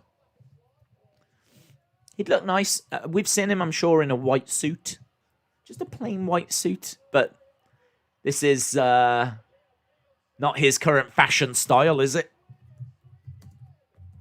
Right, Seth Rollins making his way down to the ring. I'm not sure if this is a promo or a match. It's going to be a promo if he's in a suit like that. Unless he's going to rip that suit off and he's got his wrestling attire underneath. Last time we saw Bo was during... Hang on. Where did that go? Joaquin. Last time we saw Bo was during the Tyson Fury feud. Oh, was it really? When Tyson Fury took out the B team. Wow. Regia Production said the drip, drip, drip. We all love the drip. Seth has drip. He hasn't got drip. How is that drip? Man, I tell you what, if that is drip, the world is leaving me behind, let me tell you. I know fashion, and that is just... No one's wearing that. Are we saying that is drip? Did someone spill grape juice on his suit, says Cheese Van Walken. Yeah, that's what's happened. That's not drip, unless it's grape juice. LSW says, Days, Seth looks like he's just come from a circus. Becky is obviously making his suits, says Omaran. LD Cool says, I love Seth's suit. Harley said, Days doesn't know true drip. Anthony said, Days Fightful says that Bayley has got a big match at Mania, and it isn't with Charlotte. Oh, I hope it's Michael Cole. I really want that Michael Cole match. April 19th will mark 15th year since I lost my grandma. I was 5 when she passed away. Sorry to hear that, Hayden. Hayden was at, was it a summer camp? Can't be a summer camp in March. Some kind of camp. Spring camp? And I know it was a school camp. Put pictures on Twitter and it looks like you had a great time. So, welcome back, Hayden. Clay said, Days, my mum is now out of hospital and doing better. Awesome news. Any news like that is great to hear in 2021. He said, Twitter loves Twitter's drip. Seth just got back from the girls' art class. It does look like he's been painting with his month-year-old kid. Unicorn Moder alert. Hello, Unicorn Moder. Hope you are well. We are at commercial break at the moment. We're almost a quarter of the way through the show. So it's been okay. It's felt a little go-home-ish, to be honest. It is worth mentioning as well, because I did say that I would mention this. But today, the 2nd of April, is World Autism Day. And thankfully, blue is the colour that represents that. So, yeah, I mean, we're all blue anyway for SmackDown, but it's nice how that's crossed over. So, happy World Autism Day. did need to get like apparently their logo is a puzzle piece, but I've no idea where I would put that, to be honest. I suppose I could drop it down at the bottom. But happy World Autism Day to those that are celebrating that. Jordan James says a little bit of a stinker so far. Yeah, not brilliant, but well, Logan Paul on the way. That'll turn the ship around. It has felt a little bit like that barge that was stuck in the Suez Canal, and Logan Paul is going to rescue us. Maybe we've not been that bad. Maybe the show hasn't been quite that bad. Look at that suit! That is not drip! That is not drip! Oh my God.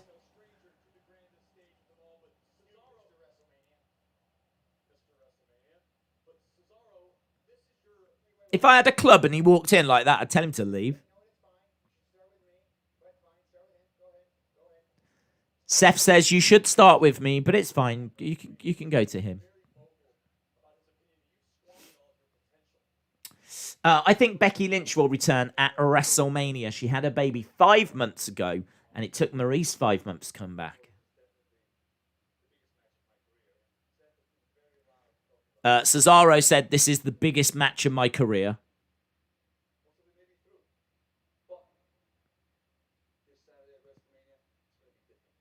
It's not this Saturday.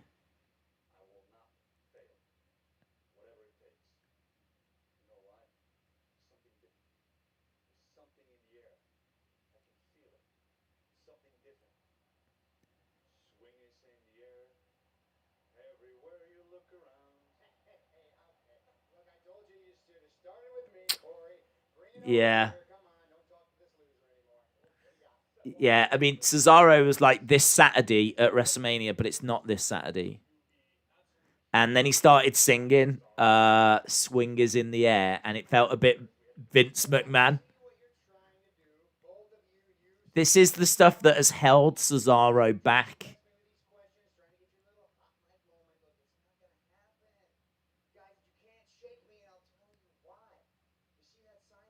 See that sign? It's WrestleMania season. I feel sorry for Cesaro because when do they give him an opportunity to talk? He just never gets an opportunity to talk. And now he's live on SmackDown. And do you know what I mean? You got to knock it out the park.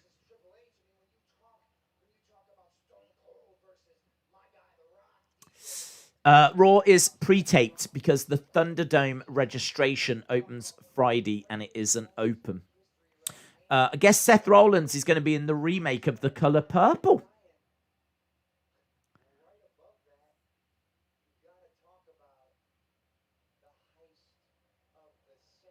He's talking about WrestleMania moments and he's talking about the heist of the century, WrestleMania 31.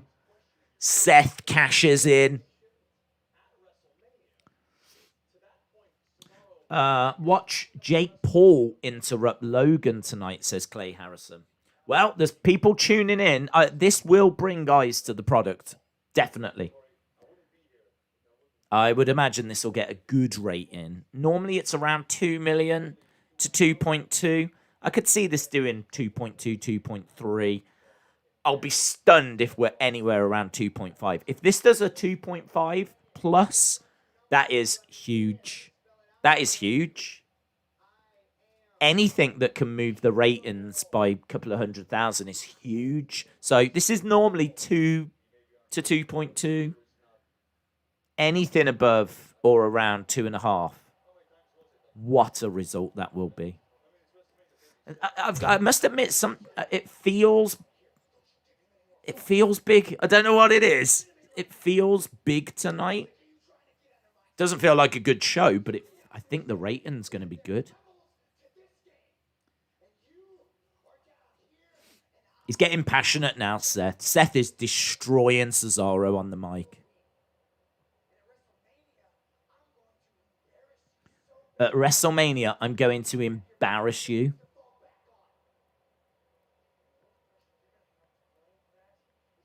And the only person you can blame for that is yourself.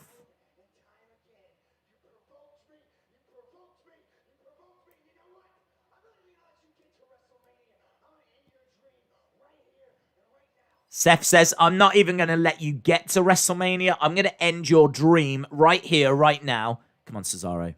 Come on. Take a swing. Take a swing.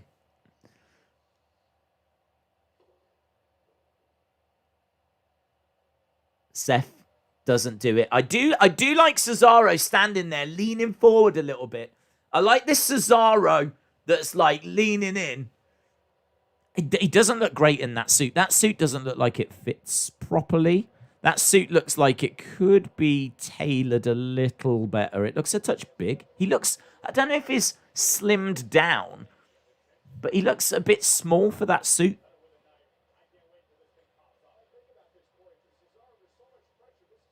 Take a swing.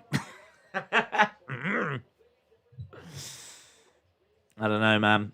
I think that segment showed where Cesaro is an incredible in-ring talent, one of the best that WWE has got. But when it comes to the mic, he just can't deliver that knockout punch. He can't deliver that killer line. He can't deliver that kill shot. Please, please scan the QR code. The only place you can watch WrestleMania. Peacock. Regia Production says Charlotte beats Asuka at Mania. So Asuka versus Rhea is the ultimate loser. Yeah, we both lost to Charlotte match. Right, we've got Nia, we got Shayna, we've got Carmella, we got Simpanold. You didn't treat my guy very well, says Nia, and she walks past Carmella, who is literally now at the point where she can do nothing but stand in a hallway. Right.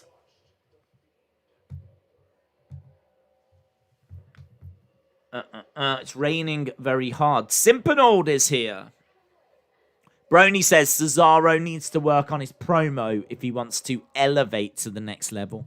Yeah, the disappointing thing is the fact that they've given him this opportunity. So he's got this massive match. He's getting TV time.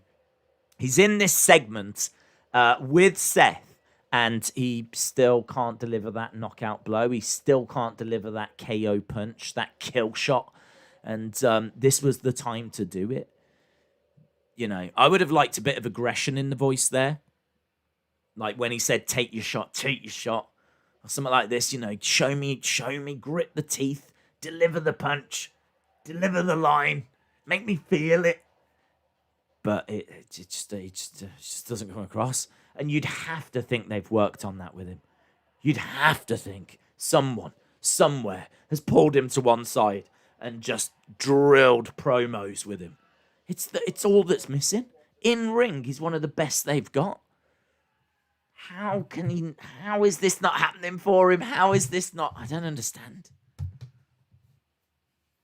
I'd spend time. I'd love to spend time. I'm not saying that I'm a great promo or anything like this, but I think that I can deliver a line with some emotion.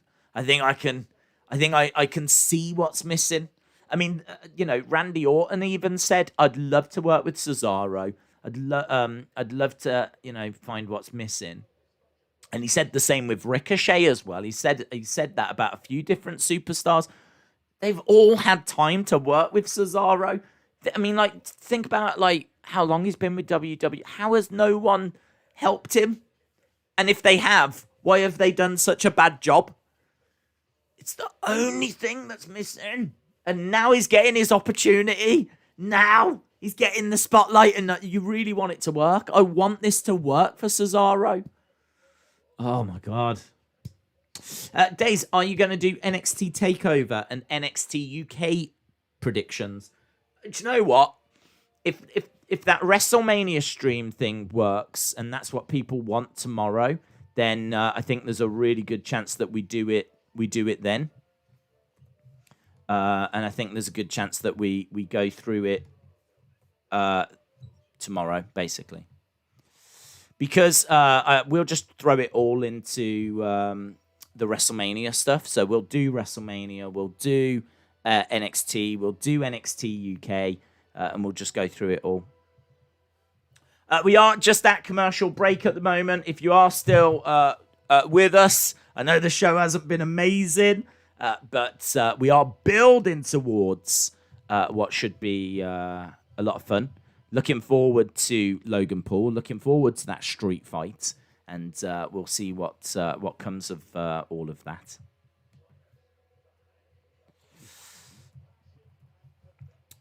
That's why they people who overhype Cesaro, Ricochet forget promos like that. That's why they're not getting pushed.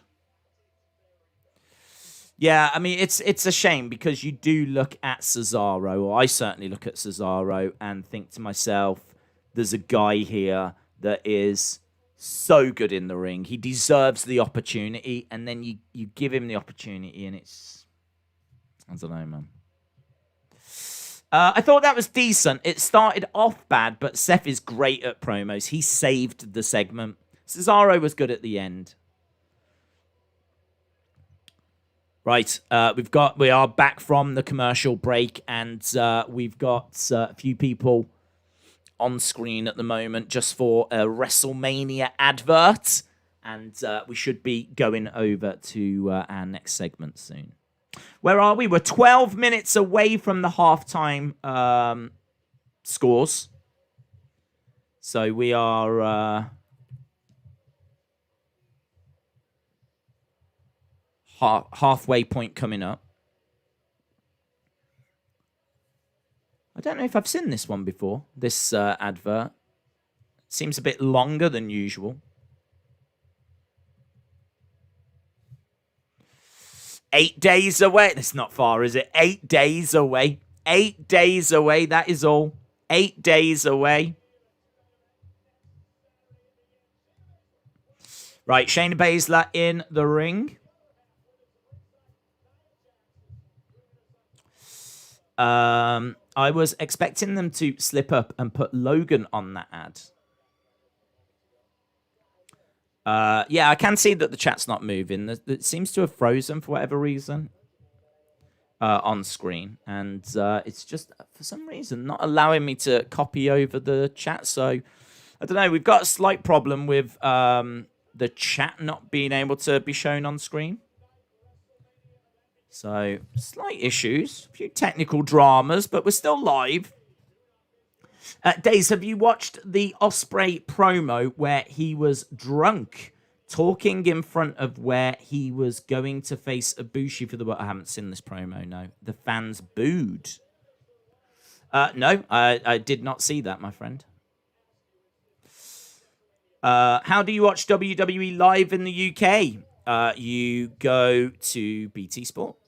BT Sport have got the rights to it. We're underway with Shayna and Natalya, and I've got to say this is just very go home show-esque, isn't it, at the moment? The chat is showing but not moving. Yes. Just tried a couple of things to see if I can fix that, but it's just not having it for whatever reason.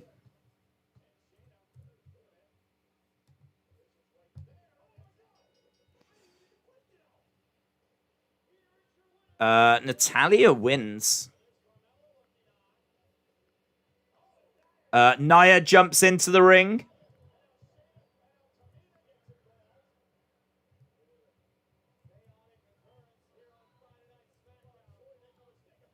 Okay, so we've got Natalya, we got Shayna, we got Nia, we've got Tamina in there. So there's a big brawl that's broken out right now.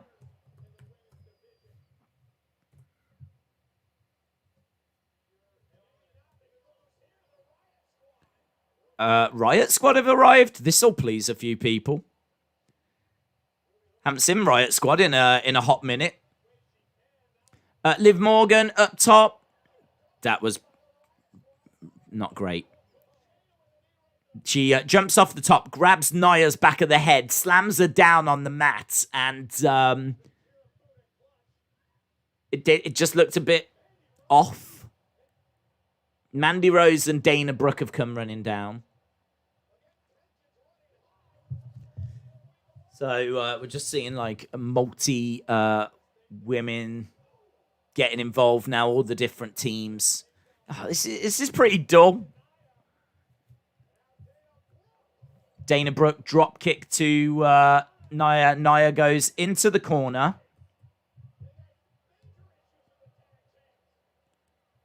Kicks coming in by Lana and Naomi. We've got Riot Squad to the outside. Bright attire from Lana and Naomi. They're both in like fluorescent pinks and lime greens and whatever. Crossbody by Lana. Springboard crossbody by Naomi. Big strikes to Nia.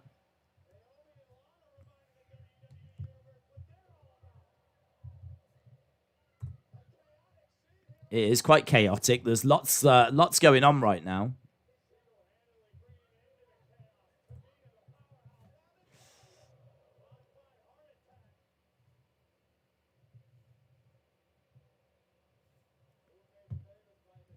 Okay, well, they're all just down in the ring. We've got Naomi and we've got Tamina.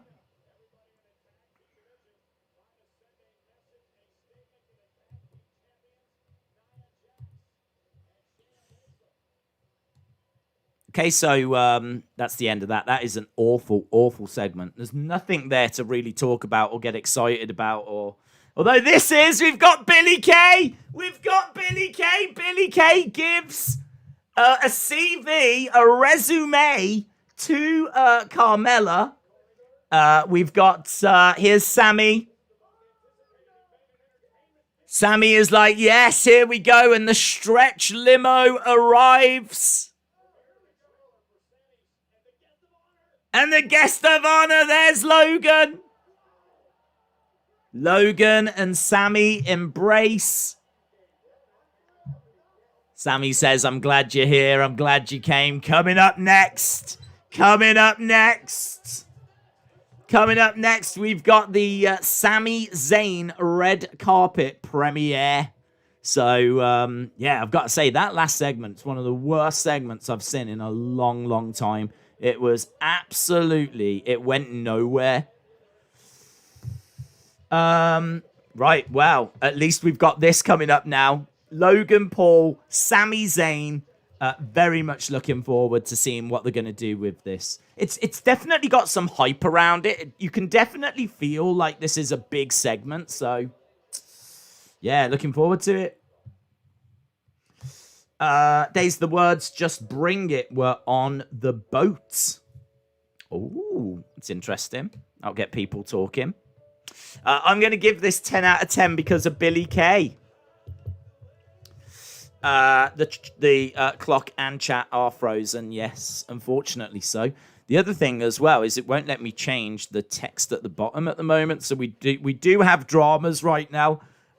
These are things that I am fully aware of and currently cannot do anything about. But I don't want to mess around too much because obviously we're live and I don't want to, faff around. So I can see that we're live. I can't even get to the chat or anything at the moment, but I can see it on my phone. So there's nothing I can do about it. So ignore it. That's all I'm going to say. Ignore it. We're here. We can focus on it and talk about it. And I don't know. I'll have to just keep seeing if there's any way that I can get back to changing it all over. But at the moment, it's not letting me. It's all just frozen. But I'm fine with it having frozen as long as we're still live and I can still see your comments. So, Vape Ross Vape says, Days, this is bad. Logan Paul, hold my beer. Well, do you know, the only thing we're going to say is it can't get any worse. Like, that last segment was trash. I really hated it. It didn't achieve anything. It didn't make me any more excited for the women's tag division or any more excited for WrestleMania. It added nothing to the show. So, yeah, I'm not excited by that at all. Seems to be an issue with the overlay. Get rid of it and refresh, and then it should be fine. I mean, there's not really a way of refreshing. The only way to refresh would be to, like, shut down the computer. I mean, I could try and, like, disconnect the internet and reconnect the internet and all of that, but honestly, it's not worth it. it's not worth doing. I'd rather just focus on this next segment because I think this is quite a big deal. The ladies really need to step up their game. Oh, I think it's the booking, in all fairness. If Logan Paul and Sami have a match at WrestleMania, I will die. Days, my super chat didn't get by. Dude, the technical problems I've got now are wonderful. So if you did send a super chat, just let me know what it said and I'll happily read your comment. Just put it in as a normal chat, Mike, and I'll read it, bud. Days, I'm starting to relax a little bit now and enjoy the show. Right, we're about to go back and let's see what we've... Oh, hello. What's this? Big E? Is this a commercial?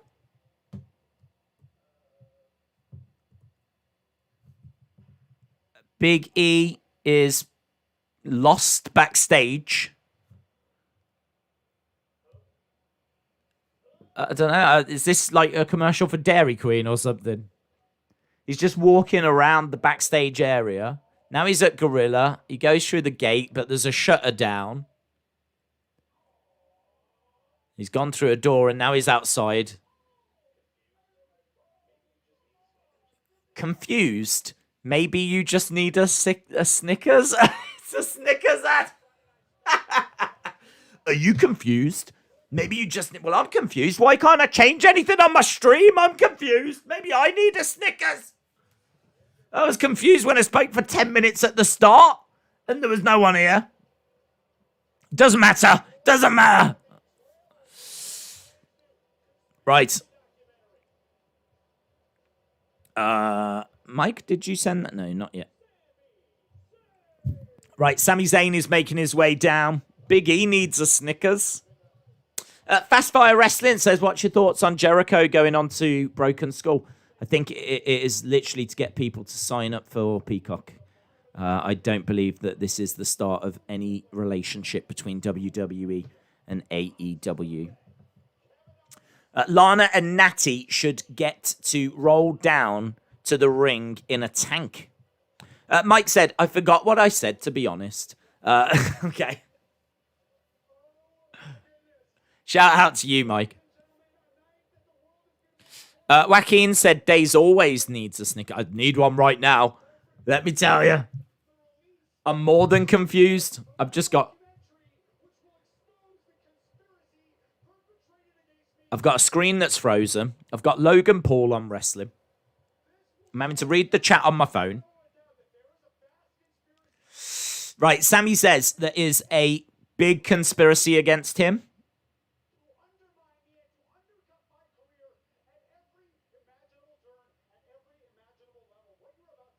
What you're about to see is going to shock you. It's going to leave you speechless, guys. And tonight, joined by a very special guest. Yeah. I wonder what his music's going to be. Has he got a song? He's probably got a song, hasn't he? Is he going to come down?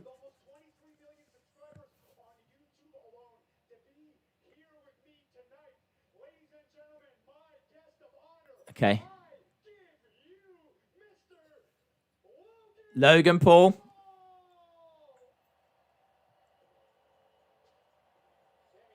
And his music sounds quite generic.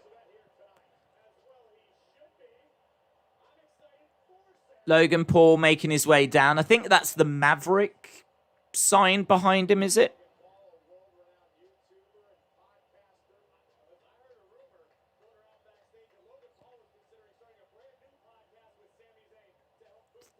So, Sami's in the ring dancing. Logan comes down. He puts his hand out. Sami gives him a big hug. So Logan Paul is on SmackDown. He's there in the ring, in the flesh. This does feel like a big deal. Thank you for standing with the oppressed.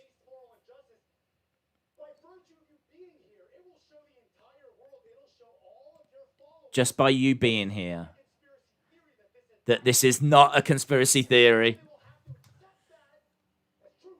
Logan Paul's like, totally, man. Thanks for inviting me. He says, I'm excited to be in a WWE ring.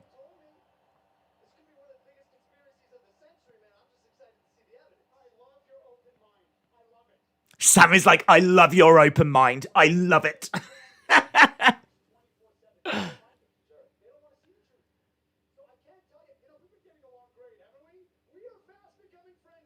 We are fast becoming friends.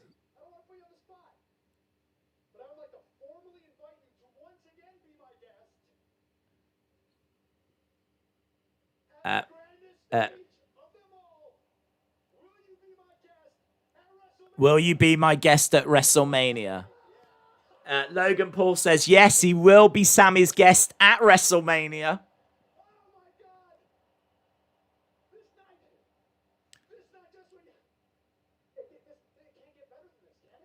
Sammy's like, it can't get better than this, can it? I've got to say, Logan Paul's coming across really well. He seems to be coming across very respectful, quite likable.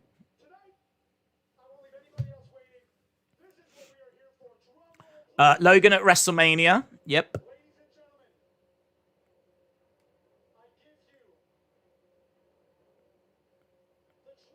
Okay, so we've got... Okay, the trailer is being shown right now. So we've got the drum roll.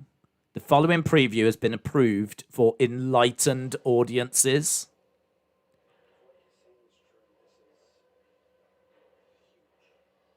Random X. She is like the shredded paper.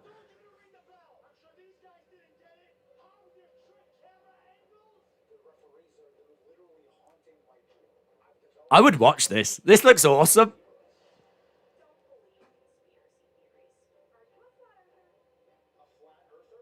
Are you a flat earther?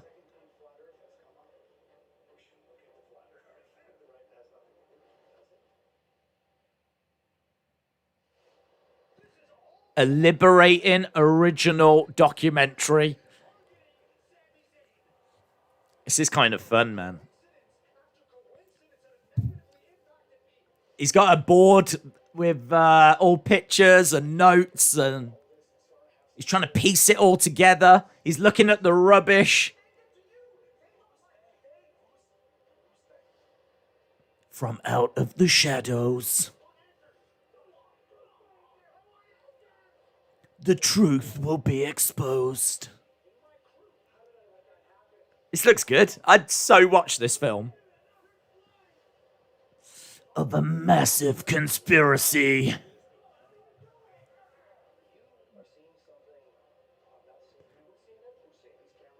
Do you know who is seeing the conspiracy? These cameras. Justice for Sami. Pam, shout out to you, my friend. Justice for Sami coming soon. I'd so watch that. That actually looked all right.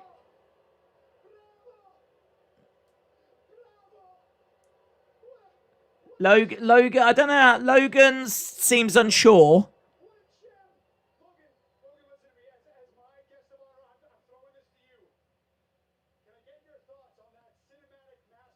He says, can I get your thoughts, Logan? What do you think? Jeez. That's a lot to take in.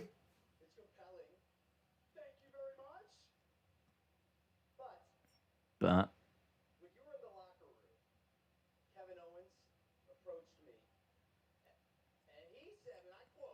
okay.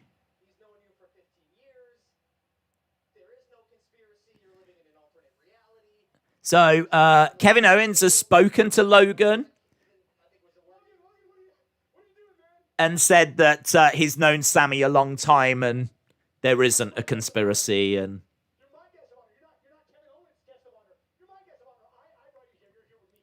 why do I watch this? Is it coming to the net? I don't know if it's real. I wish it was real. Logan looks like he's got a gun to his head. I think Logan's done all right. I'd be the first to bash Logan if I thought he'd been rubbish, but I think he's done fine.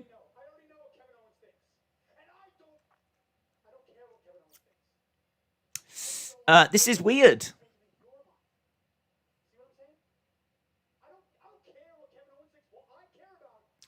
Logan looks uncomfortable because Sami is making this uncomfortable.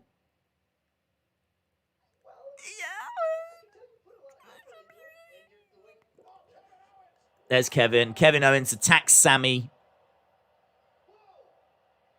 Oh, he's got the new shirt. He's got the new shirt. KO Mania 5 shirt.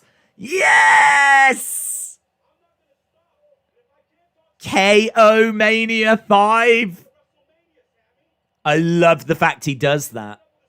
Every year, Kevin Owens is at WrestleMania. He updates his shirt and he bases it on the old WrestleMania posters. This is KO Mania 5. He pushes Logan out the way and walks out the ring. And Logan doesn't quite know what to do now.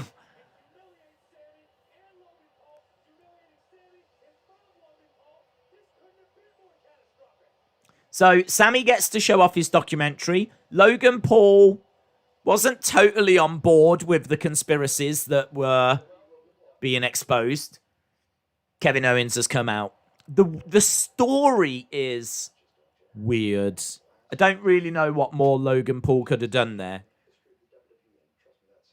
I think he was fine. I think that segment was all right. It was all right. It was great if you compared it to the women's segment before. The women's tag segment before that was an absolute car crash.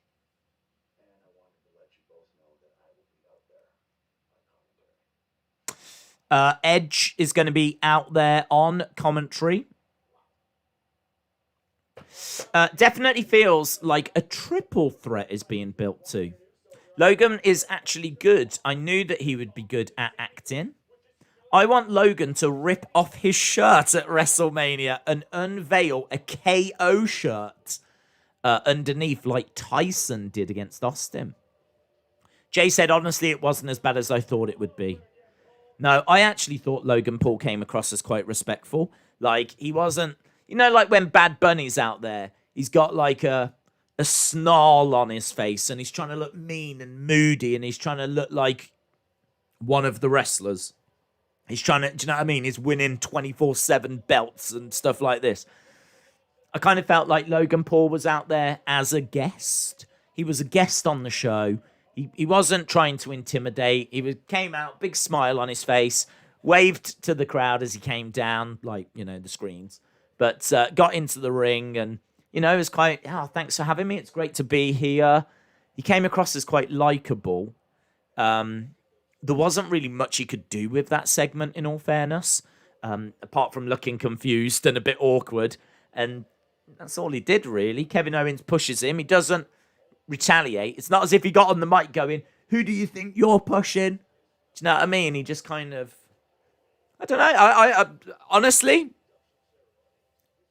I'm fine with it. I don't really know what... I don't think there was anything there that would have offended anyone from Logan Paul. Carmella blows so hard she is hot. What a great moveset, says William. Corey sounded excited. Days, Logan Paul looks like Edge's son, says Anthony. That was a pretty good segment, says LSW. Logan didn't embarrass himself. Sami was fun. Kevin's shirt was awesome. The trailer was hilarious.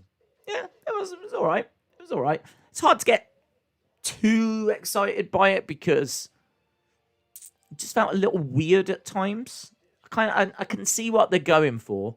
Just didn't quite come off. I don't know.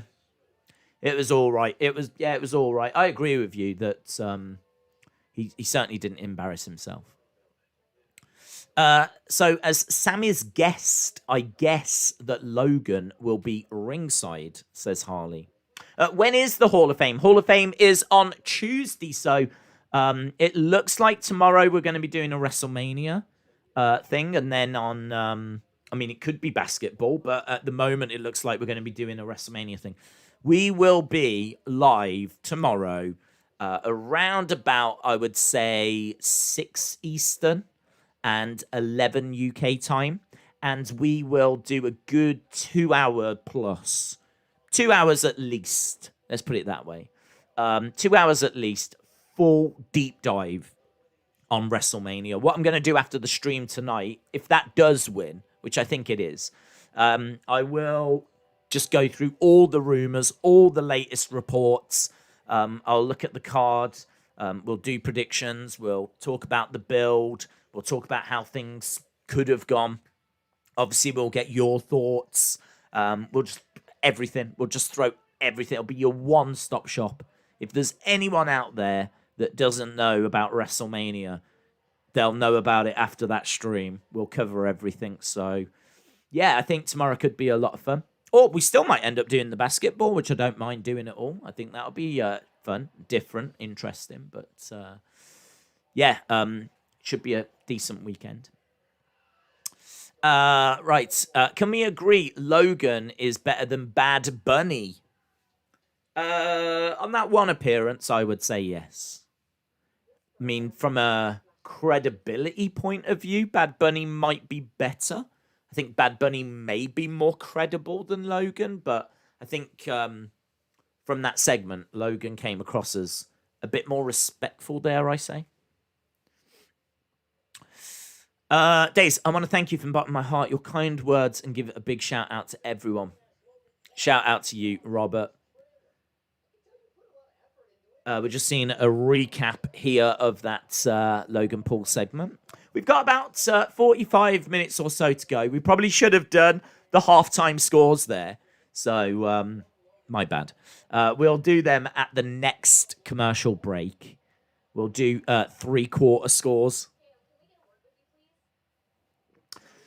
We're backstage with Kevin Owens.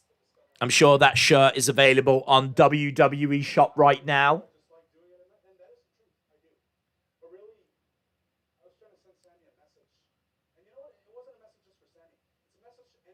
He says, I'm trying to send a message.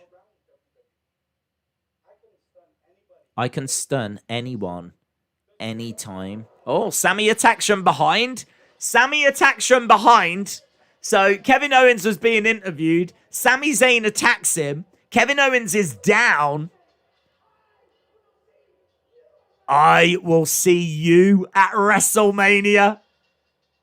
Worth mentioning Sami's game show suit or jacket that he's got on as well. It's very shiny, golden, shimmers in the light. He was dressed up for his premiere. So, there we go. Sami attacks Kevin. Sami gets retaliation, says Chalmers. Lauren said, did you see they confirmed the time for the Hall of Fame? It's 8 p.m. Eastern. That's 1 a.m. UK time. That's good. That's roughly what I thought it would be. Jaden said, Logan Paul was fine tonight. Don't get me wrong. He's done stuff in the past that I won't get into. People deserve to be forgiven in life, and he seems like he's changed his attitude. So credit to him. I do agree with that. I'm not saying I'm a fan or anything like this. I don't know. I really don't know much about him, to be perfectly honest. It's just that Paul name, isn't it? And certainly seeing the cringe stuff that Jake's doing. That press conference that Jake Paul did the other day was awful. So maybe a little bit guilty by association as well, but just judging that segment, it was fine. It was fine. I'm sure there'll be people that lay into it. I thought it was all right. Right, little video package for Sasha and Bianca and their match at WrestleMania. But in the gorilla position with Kayla Braxton. I'm watching WWE on my TV, says Gerlin. I just checked and that shirt is available, says Christopher. Knew it. They don't miss a trick. Well, they do. They do miss a trick. Otherwise, I would be the proud owner of a Billy Kay resume. They missed that trick. Right, we've got Bianca Belair.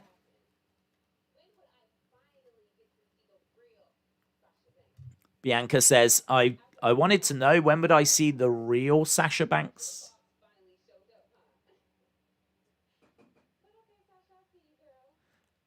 Okay, Sasha, I see you, girl. Bad Bunny segments have been surprisingly entertaining, and Logan's first was as well, says Alex6380. Ben says, do you think they would induct Jericho as he is returning on the Stone Cold Broken Skull sessions? Do you think AEW, WWE are working together? I don't think they're working together. I think they're working together in the sense of allowing Jericho to go on to Broken Skull. It's good for AEW because they're getting a lot of hype and a lot of tweets and a lot of coverage from this. So it's good for them. But it's good for WWE because it will make people sign up to Peacock. That's it. I'm not expecting there to be a relationship between the two companies. Certainly not expecting to see their talent on the shows or anything like this. So, no, not expecting that at all.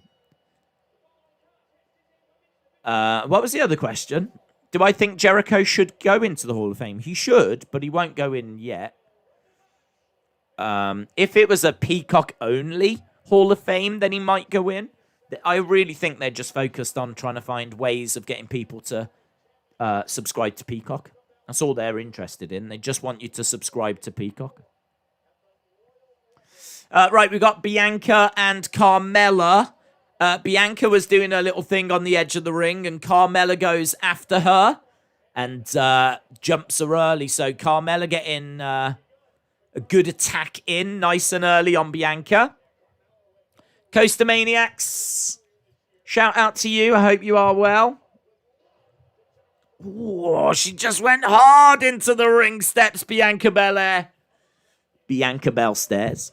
Right, we've got Coaster Maniacs. Shout out to you, said, I just talked to Chris Masters. Next Friday afternoon, we will be live with him, and Carlito was also there. I asked him about him being in AEW. Sammy vlog. He said it was just a skit. So there we go. Coaster Maniacs doing, I don't know how you're doing it, bud, but I mean, amazing that you're able to get such big names. Obviously spoke to Enzo not that long ago. Spoke to Carlito. Spoke to Chris Masters, who is currently Chris Adonis in NWA. Currently champion, actually. Didn't he win the title the other day? I think he's the current North American champion, is it? So, yeah, amazing. And I think you've got some other ones coming up, haven't you? So, very cool, man. Shout out to Coaster Maniacs Gaming. You can check that out over on his channel. Is the screen unfrozen? No, it's not. Do you know what? It's actually, my screen is completely frozen. I currently have got a settings screen open, and that is it. I cannot get back to YouTube. I cannot get back to the chat screen. It's just completely frozen. But I don't want to turn it off because we are still live. Clearly, we're still live. Do you know what's really weird? It's like this computer has gone down and it's frozen, but somehow the camera is still set and the audio is still coming through. So somehow these are still working, but everything else seems to have frozen. So what that means is that when this stream ends, I'm going to have to leave and go to a different computer to shut it down. So, so I'm having to sit here and think about these kinds of things. So, yeah, when I go, I'm going to have to go, right, see you later, guys. And then I'm going to have to walk off. And then about 5 minutes later, the stream will shut down. Because I can't shut it down on this computer. Because everything is frozen. Isn't that wild? Hasn't this just been like one of the wildest streams? So, yeah. Crazy. A little bit concerned about the laptop as well. So, whew. You need retribution. I definitely need a Snickers. I mean, who does a 10-minute chat to themselves at the start of a stream and then has the stream completely freeze and crash during it, but is still able to carry on? I mean, I've never, honestly, I don't think we've ever done this before. I don't remember ever doing this, where we've been in this situation. Unbelievable. I know. Completely frozen. I've got the settings screen over. I can't check. I mean, like, I can't. It still says Seth Rollins promo. It's been frozen now for about half an hour. I've pressed buttons. I've done loads of different things. And it's just completely frozen, completely dead. So that's why the chat's not moving. And that's why the clock isn't working. And that's why it still says Seth Rollins promo. Because it's all frozen. And the only way I can even see the chat is I've got my phone. I'm having to read it on my phone. Oh, hey.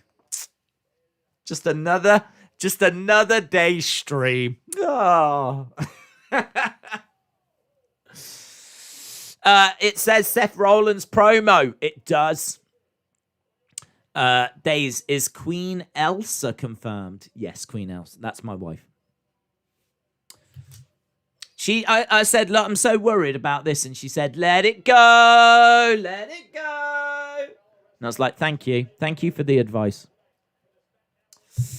Right. Carmella is on the back of Bianca right now. Bianca is smashing Carmella into the corner. And Carmella climbing up top. Nice. Used a bit of a tarantula move there, but didn't quite fully have it applied. Bianca looking to powerbomb Carmella. Head scissor takedown.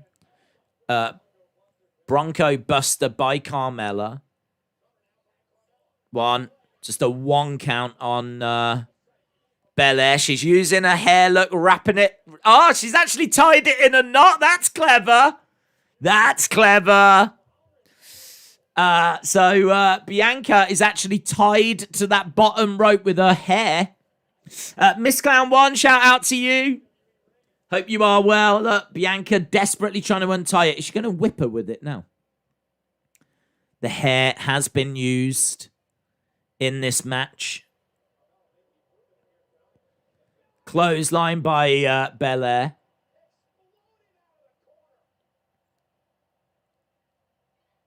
Get up. Shoulder tackle. And again. Drop kick. Kip up. You want to? Did she say you're going to mess with my hair? And she's laying in some big strikes. Swinging it around. Went to hit her with it. Kicked her in the boob. Big punch. Down goes Carmella. No one there. Went for the moonsault. No one there. Carmella moved out the way. Nice kick by Carmella. Going for the cover. 1, 2. Kick out by Belair. This is all right. This is all right. It's a bit of momentum for Belair. And they're giving it some time. I do think that where Carmella is at the moment is quite interesting because, as we said earlier, she had a sommelier. That sommelier is now gone. So it's quite interesting to see what they're doing with her. Feeding her to Belair by the looks of it. 1, 2, 3, and that is it. I would have liked that to have been a bit longer, actually. I would have liked that to have been a bit more of a war. Here's Sasha.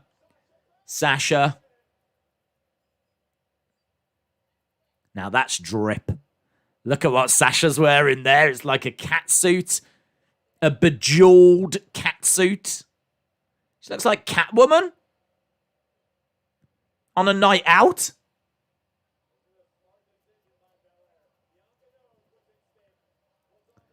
So Bianca points at that WrestleMania sign. Sasha says, I'm the boss. Bianca needs to put metal of some sort in her braid and use that in matches. What is she wearing? Well, honestly, I've got something similar, so I'm just so pleased that I didn't wear that. We've already had enough problems tonight. If I was wearing the same outfit as Sasha, that would have been heartbreaking. Feb074 says, Days, I feel sad for Lashley. I saw a recent interview and he said he hopes WWE gives him a small vacay after Mania. That indicates that he might lose and Hurt Business are being fed to Drew. Robin said, Days, what do you think will be the best match of next week? I think Roman, Edge, Daniel, or Devlin versus Escobar. What about Volta versus Ciampa? I mean, I don't know if I've ever seen a bad Volta match, and Ciampa is going to bring the fire, isn't he? I mean, that is going to be hard hitting. That is going to be... I would imagine they said to Volta, what you did against Dragunov, can you do that again, but only this time with Ciampa and do it at TakeOver? I think that match is going to be hard hitting, talk of the town. I think it's going to be big. But you could be right. I mean, Devlin Escobar will be a great contest as well. Cross against Balor has got potential. How can you not include Cole O'Reilly? Think of the chemistry and the build and the story behind that. So I got to say, I think the better matches are going to be on TakeOver. I think TakeOver's got an amazing looking card, which is honestly saying something because I think that WrestleMania's got an amazing card as well. I mean, we can touch on all of this during that WrestleMania stream. Or maybe we do a separate NXT UK stream on Sunday or something. Limitless options for us, my friends. Steve Anderson says, Peeps Pepsi, what are your thoughts? Stephen Anderson, shout out to you. First of all, we don't have Peeps in the UK, so I don't know what they taste like. So I can't comment. I know them to be maybe marshmallow with chocolate covering, maybe. So the idea of a marshmallow chocolate Pepsi doesn't work for me. Doesn't work for me. So I would probably try it to see if it did work. But I don't know. It's so weird because like I would eat chocolate and drink a Pepsi and I'd be the happiest guy in the world. But actually having chocolate and Pepsi together as a flavor does not work for me. I don't know why. I don't know. It just doesn't work for me. It would help if I knew what a peep was, in all fairness. As we said, we don't have them here. Peeps are gross. I remember Coaster talking about them on one of his old streams, and that was the first time I'd ever heard of them. I'd never even heard of them before then. Watch the videos of people blowing up Peeps on YouTube and then get back to us. It wouldn't work with the fizziness, says WWE Ellis 98. Austin said Peeps need to never exist again.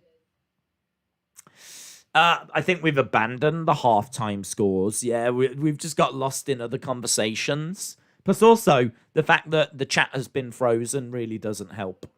So we're only like 25 minutes away from the end. So we're a street fight and maybe something else away from the end of the show. I think the show's been it's been okay. It's been okay. It's been okay. Does anyone here watch the Midnight Wrestling Show on the Living channel? I can't say I've heard of that. Independence. Are we just going to skip the halftime scores? I think so. Seems a bit silly to do it now. Because we're only 25 minutes away from the end. Might as well just wait till the show's over. We would have done it if the chat wasn't frozen. But because the chat's frozen, and the only way that I can unfreeze it would be to shut down this computer, which I really don't want to do because that will shut down the stream. Yeah, we're kind of trapped. We're trapped. I'm trapped in this weird world where I can communicate and I can see what you're saying, but I just can't change or update anything. What a time to be alive. Right, here's Baron Corbin.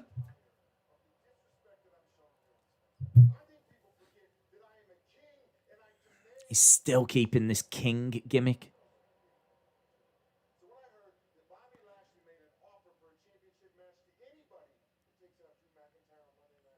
Mm.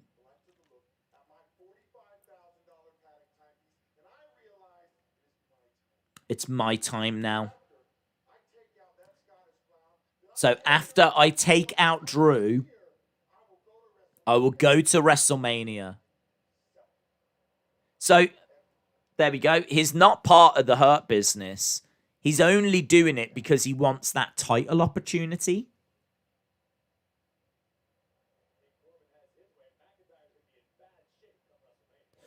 So there we go. He's trying to take out Drew so that he can get the title shot and become champion. Right, here's Apollo.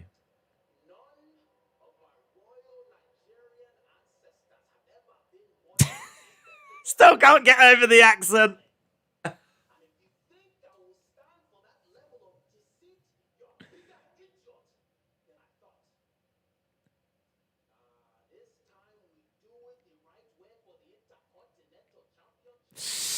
Apollo.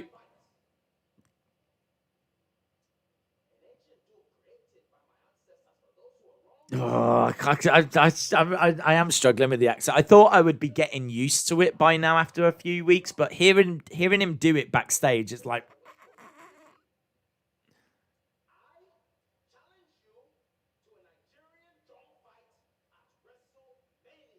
A Nigerian what?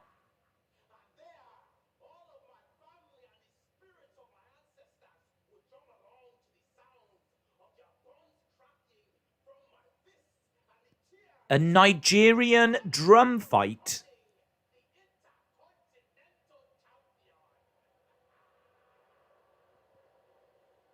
He wants a Nigerian drum fight at WrestleMania?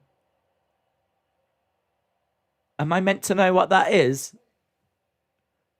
Is that just where they have a match whilst people are drumming? What is that? What's a drum fight? Is that where they both get on drums and just battle it out, like in that film? What's going on? A Nigerian drum fight. Interesting. What's that? I honestly think it's a match where there's Nigerian drummers that are just there. I mean, I'm down for the culture, but...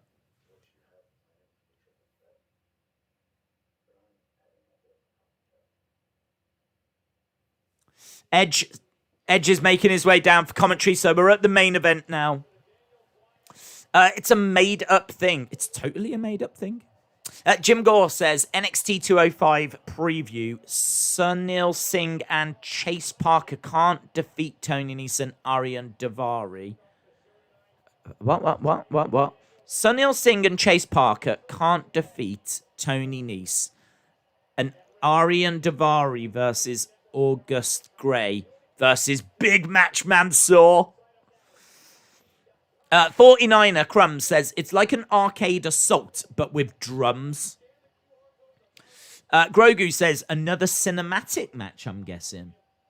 I think it's just gonna be a normal match, but with drums all around ringside, and maybe you can use the drums as weapons, and maybe there'll be people playing the drums during the match. I don't know. Or maybe it is literally just there's drums and you can use them as weapons. Like what was that called? The Symphony of Pain match or whatever it was. Thanks WWE for explaining what Logan being a guest of a match means, and also thanks WWE for explaining what a Nigerian drum fight is. Well, if you want to find out, sign up to Peacock. Sign up to Peacock. We don't care how or why, just do it. Just sign up to Peacock if you want to find out. Well, can't you just tell us? No! Sign up to Peacock! Maybe they'll beat each other up with drum kits. If only Keith Moon was still alive to be special guest referee. Chalmers says, yay! A stipulation that we've got no idea about, which means that we can all speculate. I love them.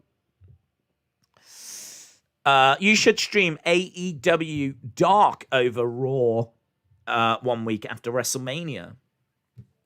No. I mean, if that show was like Dynamite and it was like really pushing the story forward and it was can't miss and, you know, it was kind of integral, then I'd be interested in doing it as like a 50-50. But at the moment, it's just more dark. I understand there's a few things that happen on there that, you know, but you get recaps. They tried to do something with Kenny and Matt Sydal, but it wasn't really anything, was it? It ended up in him having a match, I think, on Dynamite. So if you watch Dynamite, then, you know, you got it anyway.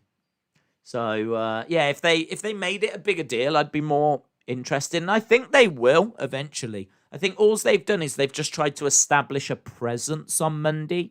They're just trying to, you know, find more talent to warrant 2 shows. Because at the moment, it doesn't. But I think TNT have got to be quite happy with the ratings. For the amount they're paying for and the number that they're getting, you know, straight away they were straight in with another extension. So clearly at the very beginning they were impressed. The ratings haven't really dipped down. This week wasn't great. I think it was like 650 for NXT and 700 for AEW. So this week wasn't great. But yeah, they still got to be very, very happy. And I think the idea of a second show, I think that's a conversation that will happen eventually. Vape Ross Vape said Ringo should be a special guest referee. I love when someone steals a joke. If you can get your computer fix, you can stream both WrestleManias. We'll be streaming WrestleMania. We're streaming pretty much every day. In fact, this is the first time this has happened where the screen is frozen like this. So, a little bit concerning. I'll have to see if there's a way of cleaning up this computer, or I don't know what the issue is. But so a little concerning. I hope this isn't the start of something. But I'll take a look at it after. Right, Edge.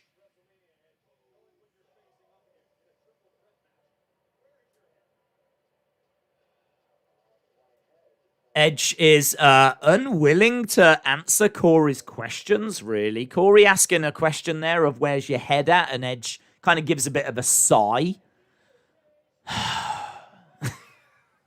Perhaps he's been watching SmackDown.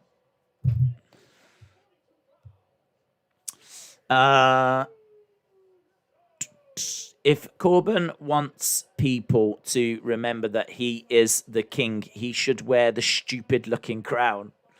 Philip says, I miss actual matches happening on SmackDown instead of promo after promo. Harley said, Days of Nigerian drum fight is basically a Nigerian Undertaker playing the drums whilst they fight.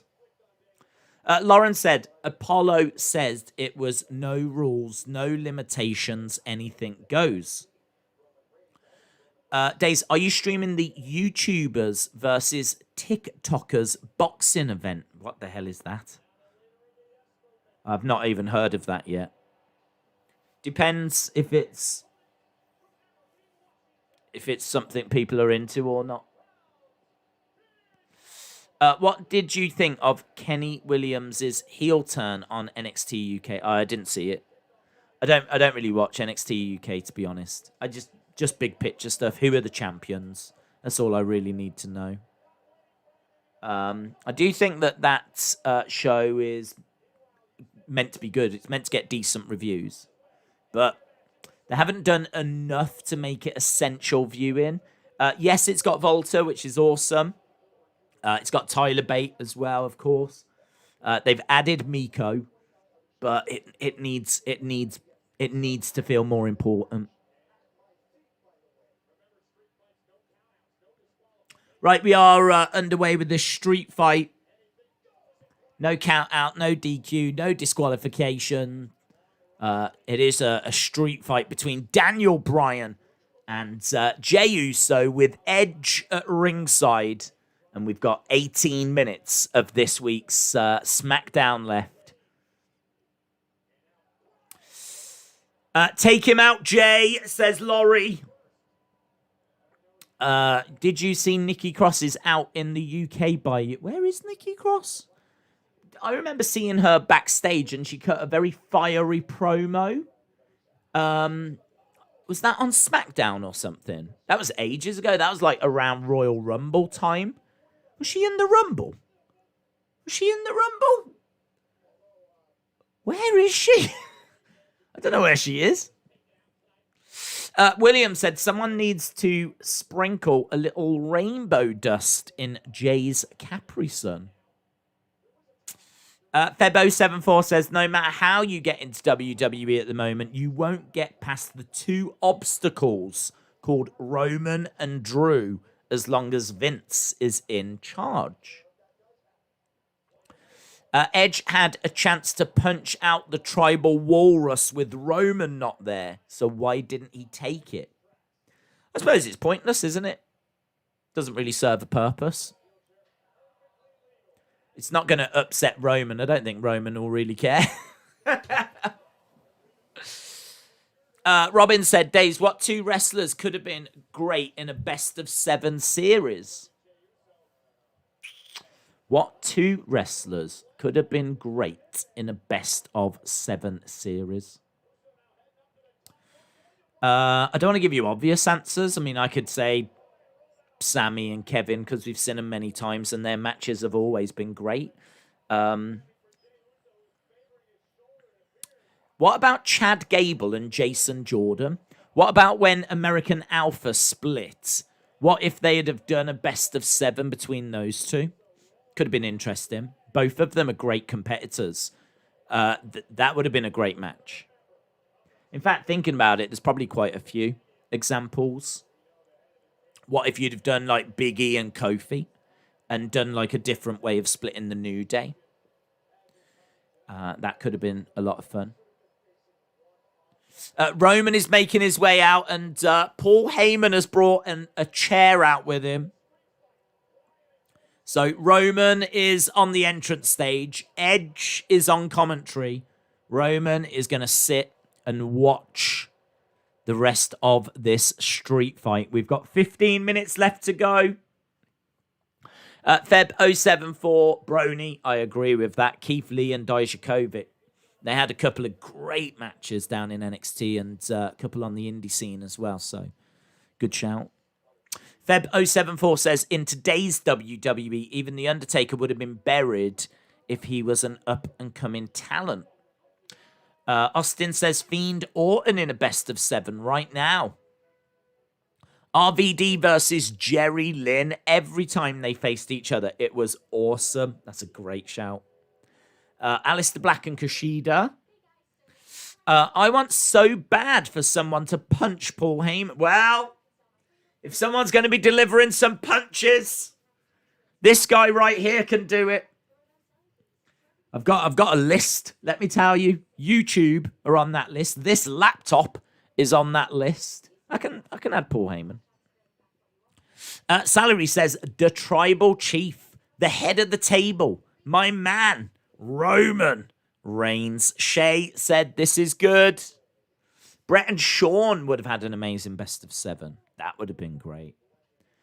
That's one of the most fierce rivalries ever, isn't it? Up there with like Rock and Stone Cold. Best of 7 with any of those would have been great. Murphy versus Balor is a dream match for me, says Ephraim the Beast. Ryan said, please answer me. What was your question, Ryan? Rock versus Stone Cold, fight forever. Anthony said, Days, why are Edge's eyes like he's done drugs? Don't know. Perhaps he's on heavy medication or something. I don't know. How about Volta versus Lesnar in a best of 7? Listen, I'll see Volta in a best of 7 against literally anyone. So, yeah, I'm down for that. Jimmy said, you can punch me too after watching Raw and SmackDown this week. Not been great, has it? It's not been a great week. I think this show has had a few moments. Not much, though, if being perfectly honest. This has felt a bit of a go-home. I started watching AEW. I'm glad I did because I am obsessed with Orange Cassidy, says Tatiana Wrestling. Nikki Cross was number 20 in the Rumble. Okay.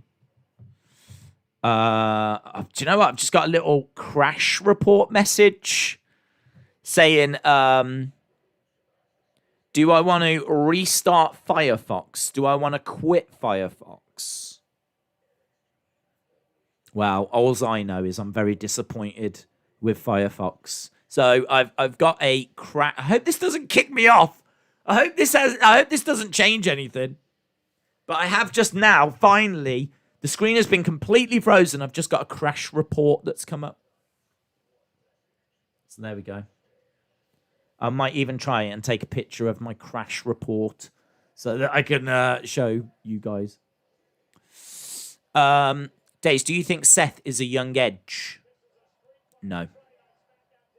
I think he's a Seth. I don't know why everyone always has to talk trash about the show that they're watching. I think it's just because we would hope for a bit better. You would hope for an interesting twist or turn or a shock or a surprise, or this is WrestleMania season. So you probably don't expect anything from the Go Home show. So this is still technically really the final part of the build. And you'd kind of hope for something. I mean, I don't think the WrestleMania build for this year has been very good at all. Hard, difficult because of the pandemic and, you know, limited in options and maybe limited with who you can bring in. Maybe they had some stories they wanted to tell and they had to change direction. We know that was the case with Lacey and Charlotte. So, I mean, we know they wanted The Rock as well and couldn't do it. He wasn't able to commit to a match this year. But I know for a fact they tried to get The Rock for this year's Mania. So you don't know what's been going on behind the scenes, but I think we would have hoped for something a bit more from this episode. But all I'll say is that it doesn't really matter because we're so close to WrestleMania and next week is so stacked that I don't think anyone can be sat here tonight like being like super down because it's like, wow, Raw, Monday, Tuesday, Hall of Fame, Wednesday, TakeOver, Thursday, TakeOver, Friday, SmackDown, Saturday, WrestleMania, Sunday, WrestleMania, Monday, the Raw after WrestleMania, Tuesday, NXT, Wednesday, AEW. It's like for the next week and a half, it is mental. It is crazy. So, yeah, I don't think anyone's going to be too disappointed. But I do agree. I did just want that little bit more. I consider this the go home, says Salary. Heather says, dang it, Days. It is basically going to be a WrestleMania week. Mike Ziegler said Days versus Undertaker. The Streak versus the Beanie could have been an epic slobber knocker. If only the Streak was still alive. He ducked me for a long time. Edge talking some trash about how he doesn't fear Roman, and Uso heard it. And he says that you should. And there's a bit of interaction between the two. 8 minutes left to go. Bianca versus Sasha. Now a loser must stop wearing fake match.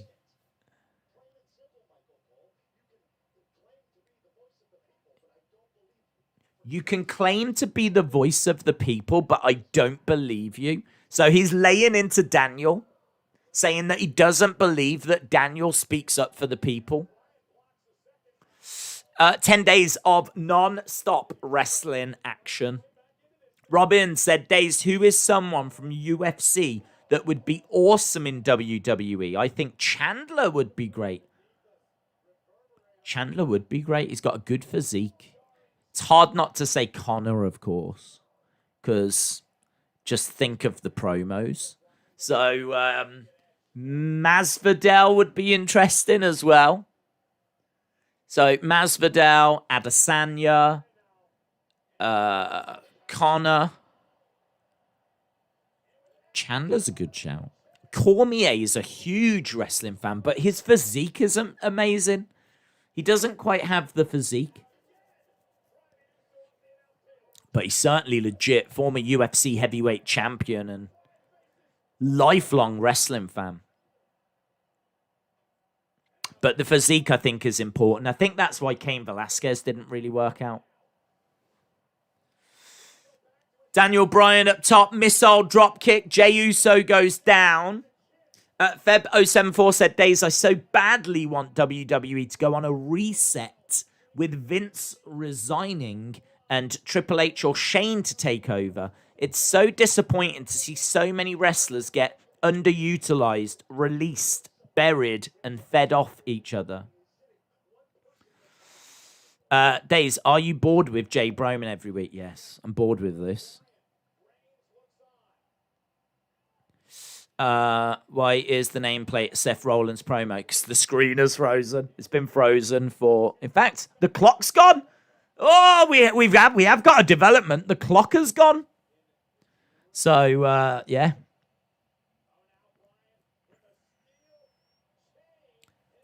He's wrapping a chain around his arm. Days, I researched Cara Noir. I have to admit, I was impressed. I had a few people getting in touch with me saying that. We were talking about Cara Noir and how great that entrance is. I can't say I've seen a great deal of the action of the matches, but physique looks awesome. The look looks great. The entrance is one of the best I've seen, maybe ever. It's incredible. Current Progress champion. So if you want to check out Cara Noir, you can check him out on the network. Just watch one of the recent Progress shows. Daniel Bryan beats Jey Uso. Roman looks disappointed. Edge gets hurled into the ring post. Daniel Bryan attacking Edge. See, and everyone's saying Edge is a heel, but what's this? What's this? Daniel Bryan attacks Edge, smashes him into the ring post.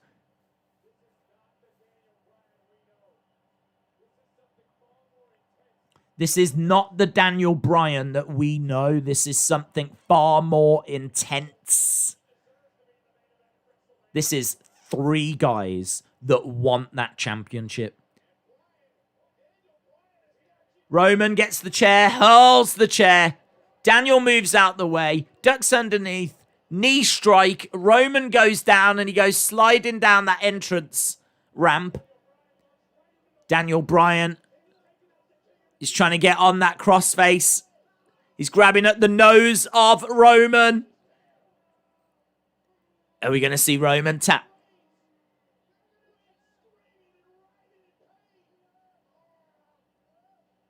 Tap. Daniel screaming tap at Roman. God, that really looks painful. Look at his arm.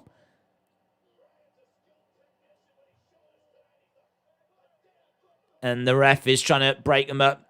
Daniel is screaming at Roman to tap. Roman looks like he's passing out, and Roman passes out.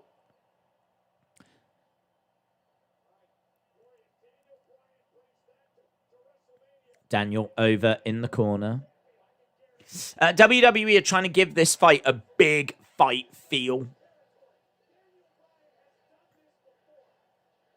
Edge, down, Roman, down. Daniel leading the yes chant. I don't think we need all this obsession with heels and faces. It's good to have grey areas. I agree. I think this is 3 guys that want to be champion and will do whatever it takes, really. I do think Roman's a heel. I think Daniel is sort of his face. You know what I mean? Like, they're pumping in the yes chants and all of this kind of stuff. He's definitely face, but he won't worry about having to jump Edge like he did there. He won't worry about having to do something, you know, a little bit sinister if it means that he gets the belt. And the same with Edge as well. There's not like this clean-cut baby face in the match. Let's put it that way. There's no Bayley, old school Bayley, that wants to go around hugging people. It's good. It does give it an edge. It does give it an edge. This wasn't a great SmackDown, says Hasib. Hayden says 7.5. Chance Foster says 7. Salary says 6.5.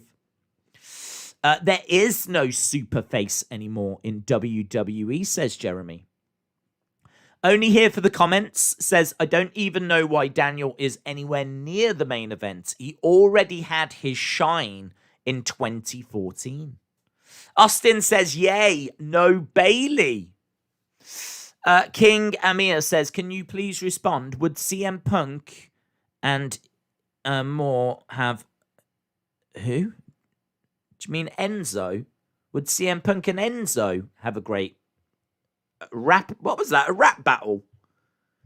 Would they have a great promo battle? I don't know if it'd be great. Sometimes Enzo went a bit cringe. Some of Enzo's lines were okay, but you tended to hear a lot of the same thing again and again. I think if it was planned out, I think it could be interesting. CM Punk will cut a great promo. Enzo could kind of venture into cringe a little bit. So I think it'd be all right. I don't know if it'd be great or legendary or anything like this. Mike Ziegler said, well, Days, thank you for another fun stream. I've got to go. Have a good one. I will see you next time. Thank you, Mike. Shout out to you, my friend.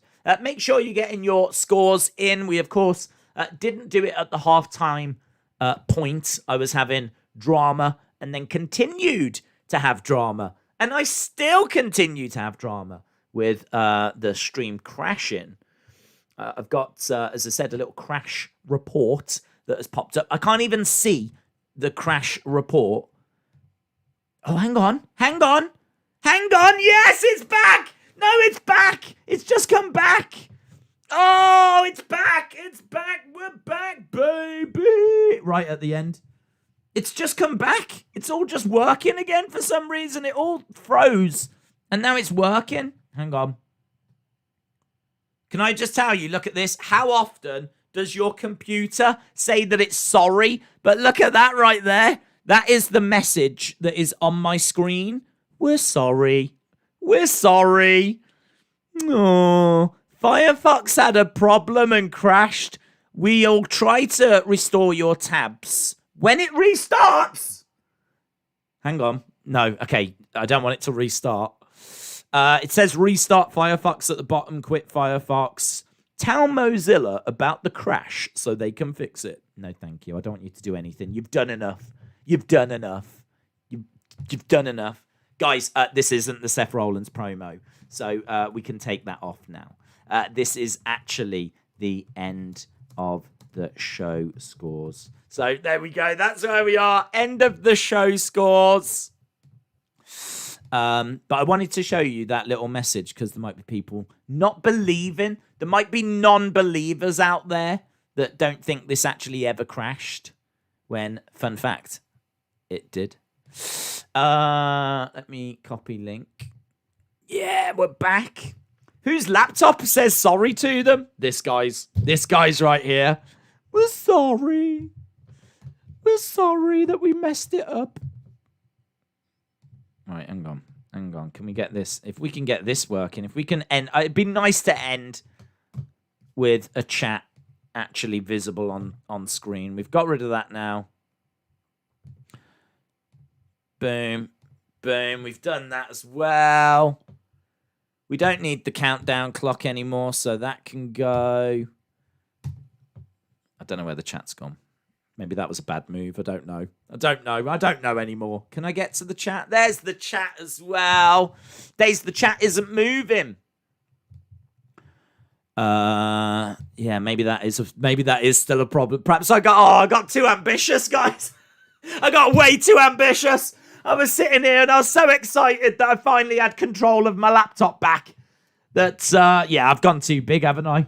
I've gone too big. I've tried to go big. I've tried to show off. I've tried to show that I can fix everything, and it's all backfired, and now we've got no words on screen at all. Oh, unbelievable. Unbelievable. Although this is good. This means I'm not going to have to run away at the end of the stream or anything like that, so... Days, there's another New Japan title on New Japan Strong. Austin says, can you see us, Days? Prove it. I've read that. That felt like the longest Seth promo ever. The chat is moving fine for me. I can't hear that. Don't you start. Don't you dare start, Austin. Where's Days at, says Jade. Don't you dare. Don't you dare. Don't you dare try and play pranks on me. The laptop said sorry because it feared the power of the... Oh, it did. Michael says, can I get a shout out? Shout out to you. 6 computer apologies out of 10, says Liam. Austin says 6.5. Brony says 6.75. Michael says 9. Legend says 8.75. Isman, don't you dare do that to me. I can't see Days anymore. Shut up. There'll be one of these, Isman. There'll be one of these coming your way. Do you think Cara Noir might be the one to dethrone Volta? That's an interesting thought, isn't it? I definitely think Cara Noir is going to go to WWE because he's reached the top of Progress. He's got a great entrance. He is sports entertainment through and through. Good wrestler from the clips that I've seen. I've not watched a whole match. So, do you know what I mean? I can't say for certain that it's great from start to finish. But really someone that cares about their look, their presentation. They've got a good size. They've got a good build. If you've not seen Cara Noir, and you've got the network, I don't know what you're waiting for. Check it out.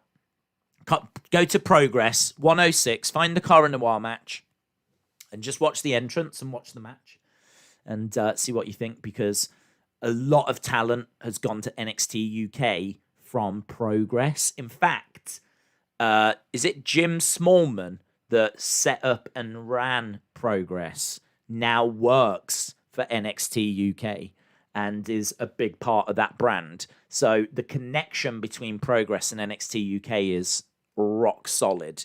So if you're the Progress champion, there's a real good chance you'll go into NXT UK. So if you want to know about the future, about someone that's not even signed with WWE, I would say check out Cara Noir, because I reckon it can't be long. WWE Fan 11 Pro, shout out to you. Lauren said, you need to stay till the end of the poll. I do, actually. I did say that I would do that. When does the poll finish? Because then we'll know what we're doing tomorrow. 1 minute, that's all. 1 minute left. We've had nearly 300 votes, and it is just a romp. So unless there's going to be like a big swing at the end, I think this looks pretty good for WrestleMania tomorrow. And as we said, we'll do at least 2 hours. We'll not be stuck for anything to talk about, because normally on a Friday night, I would be doing research for UFC. There is no UFC. So I can use all that time tonight to research WrestleMania. I mean, I know the builds, I know the matches, but, you know, we can have a look at some of the latest pictures that are doing the rounds tomorrow of the set. We can have a look at some of the latest rumors. We can have a look at the latest fan theories. So I've seen some interesting stuff on Twitter, actually, of things that people are predicting. So we can kind of throw those around as well. Just really do it match by match. Break everything down. What do we think they're going to wear? What do we think their entrance is going to be like? What do we think the finish is going to be like? What do we think the future is going to hold for each competitor? I mean, in all fairness, even if we just spend like 10 minutes on each match, there's 2 hours. Just like, even if we just talk for 10 minutes on each match, 2 hours. So we'll not be stuck for stuff to talk about. Previews, predictions, your one-stop shop for WrestleMania. Hopefully the computer doesn't crash, but...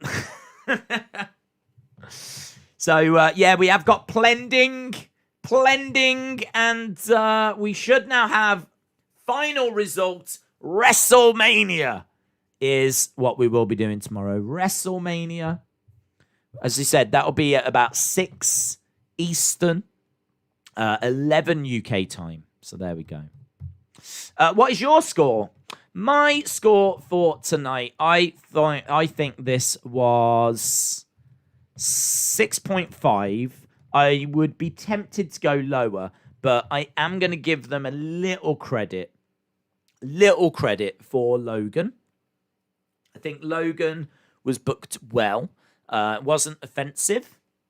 I thought that the segment was fine. I also think the main event I was a bit bored by it, if I'm being honest, but I mean, it was all right. Do you know what? The more I'm thinking about it, the more I'm thinking, like, what else was there? I mean, really, what else was there? There was a pointless 8-man tag match. Carmella, Bianca didn't get all that long. It had a bit of time, but it wasn't all that long. That women's tag segment's probably the worst segment of the night. Like, it was a nothing match. That I can't even remember what the match was. Was it Natalya against Shayna? And then others got involved. Others came down. It's just awful. It's just awful. It's so lazy. Actually, the more I'm thinking about it, the more there just wasn't anything on this show. So maybe I should go down to like 5.75. I don't know. I mean, like, the Logan Paul thing was good. Well, I'd say good. It's all right. That segment was all right. Didn't set the world on fire. I wouldn't go any lower. This wasn't a show that offended me. This still had some moments. But, don't know. Billy Kay, yeah. Billy Kay. I gave it 5.75. Isman says, give it a 4. I wouldn't want to go that low. I kind of feel when you go down to like a 4 and a 3, that's where the show actually offends you. That's where this is so bad that it's just not. You're really struggling to find positives. With this, there was just a lot of yeah. There's just a lot of yeah. We've got this now, but I can't say there's anything that offended me. Go 6. Okay, I'll go 6. Desmond said go 6. I feel like that's a compromise. Yeah, I was at 6.75. I did drop quite a bit to 5.75. I'll stick on 6. I'm definitely around this ballpark. I wouldn't want to be going much lower than 5.75. I definitely wouldn't want to go above 6.5. Settling anywhere kind of around that 6 feels fair. That feels fair. If someone was to say, okay, we'll justify a 6, I'd be like, okay, Logan Paul segment was okay. The little video documentary thing was fun. Great to see Kevin Owens in that new WrestleMania shirt. I thought the main event was all right, didn't offend me. I thought the beatdown after was pretty cool. Edge's promo at the start was all right, didn't offend me. It's just a recap, but at least he delivered a couple of punches in there. I like the fact that Seth and Cesaro were given an opportunity. Gutted that Cesaro didn't take that opportunity because he didn't. That was not a great promo from Cesaro, but Seth kind of kept that segment going. 8-man tag match with the tag teams was whatever, fine. Not great, not bad. There was just a whole lot of on this show, to be honest, with a few moments that kind of just nudge the score. But it's probably not offensive enough of a show to be down in the 4s. But certainly not good enough to be any higher than 6.5, and maybe 6 is where we are. So, well, I got to tell you, it doesn't look like this chat is going to be jumping on screen anytime soon. Let me just read these final thoughts, and then we will call it quits. Who killed Daisy's chat? I know. Well, me, actually. At least we had something on screen, and I got rid of it because I thought it would all start springing through, but I should have known. Harley said, I love how they're giving everyone a darker side.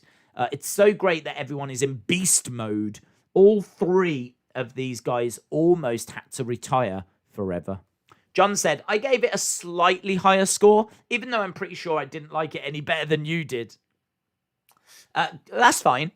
Everyone's going to have different scales and all this kind of stuff. So it's, yeah, I mean, if you're about the same as me and your score is a bit higher, then that just works for your scale. Going Ghost said, I admit I'm disappointed no Triple H at Mania. I figured with having fans, we might see him. His entrances were epic. Well, you might still get him. He might come out to announce the attendance or something along those lines. Although, I don't know if they'd want to shout about the attendance, because if the attendance is too high, people will be critical of them having so many people during a pandemic. And if it's too low, it's not the kind of thing you're going to want to announce. So maybe they won't announce the attendance. Or maybe they'll be like, they'll just mention it, 25,000 fans in attendance, due to the COVID restrictions, something like that. It'll probably just be a throwaway line on commentary, because having the fans back is significant. So maybe Triple H will come out and say a few words. I think they could tease Triple H and The Rock. They could tease that. That could be another little moment, because it's been teased quite a few times, and we were meant to get it a few years ago. So you could still end up getting a little Triple H moment, but no matches, of course. I think he's pretty beat up. I mean, do you remember when he had that DX Brothers of Destruction match, and he tore his pectoral muscle? So I think he's pretty much done, to be honest.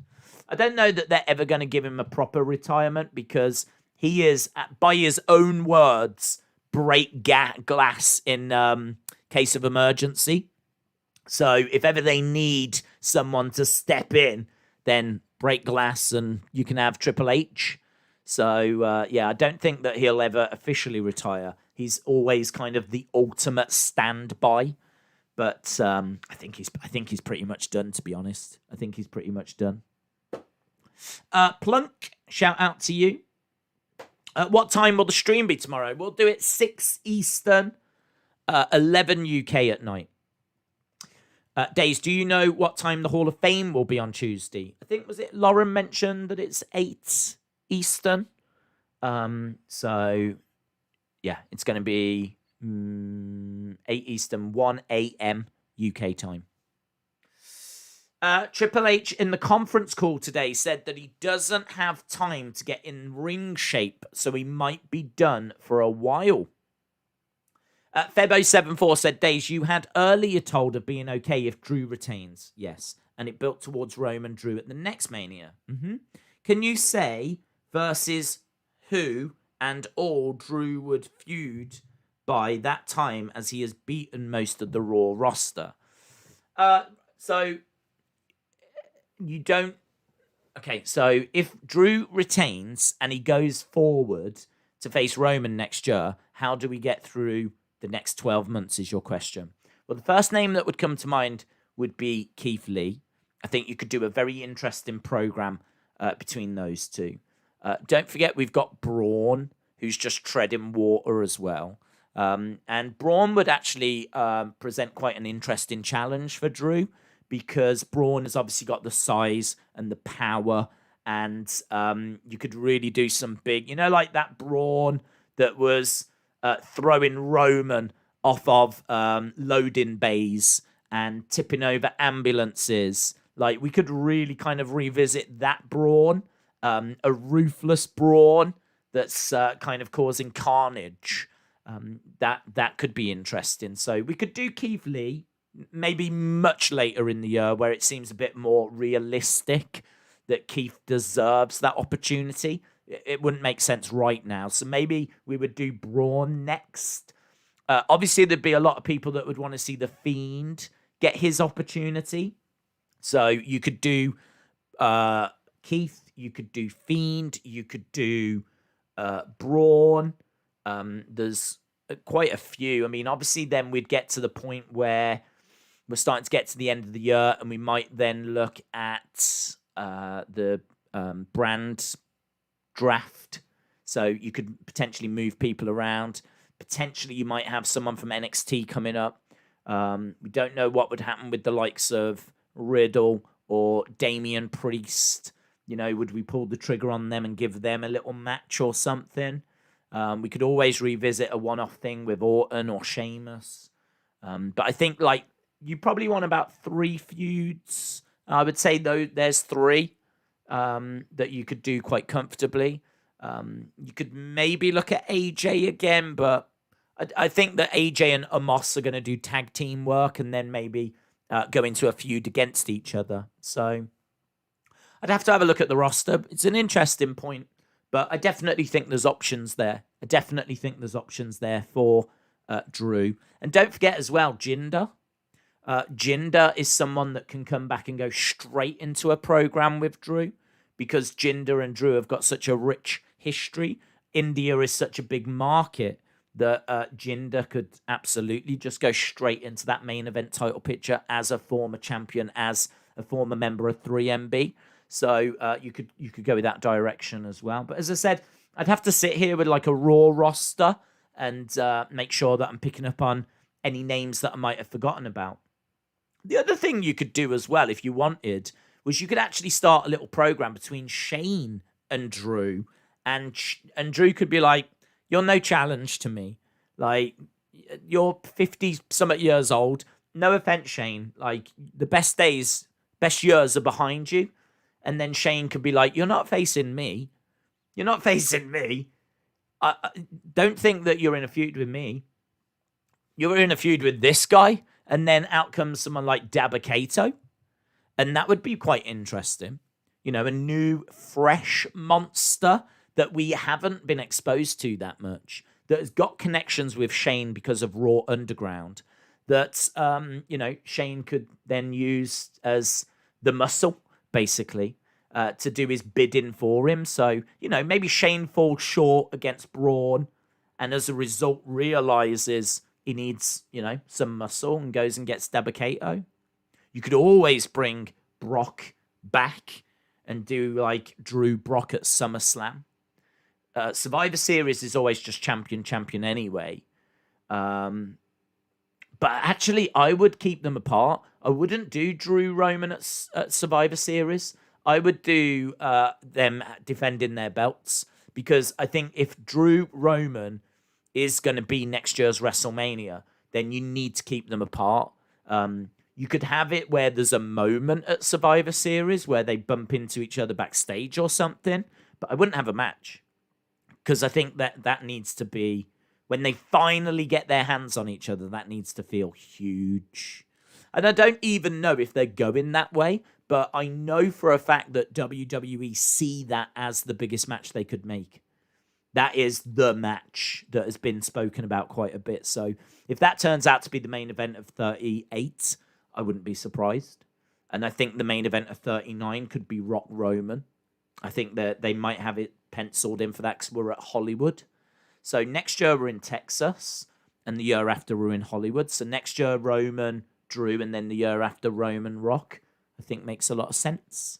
But we are just speculating now.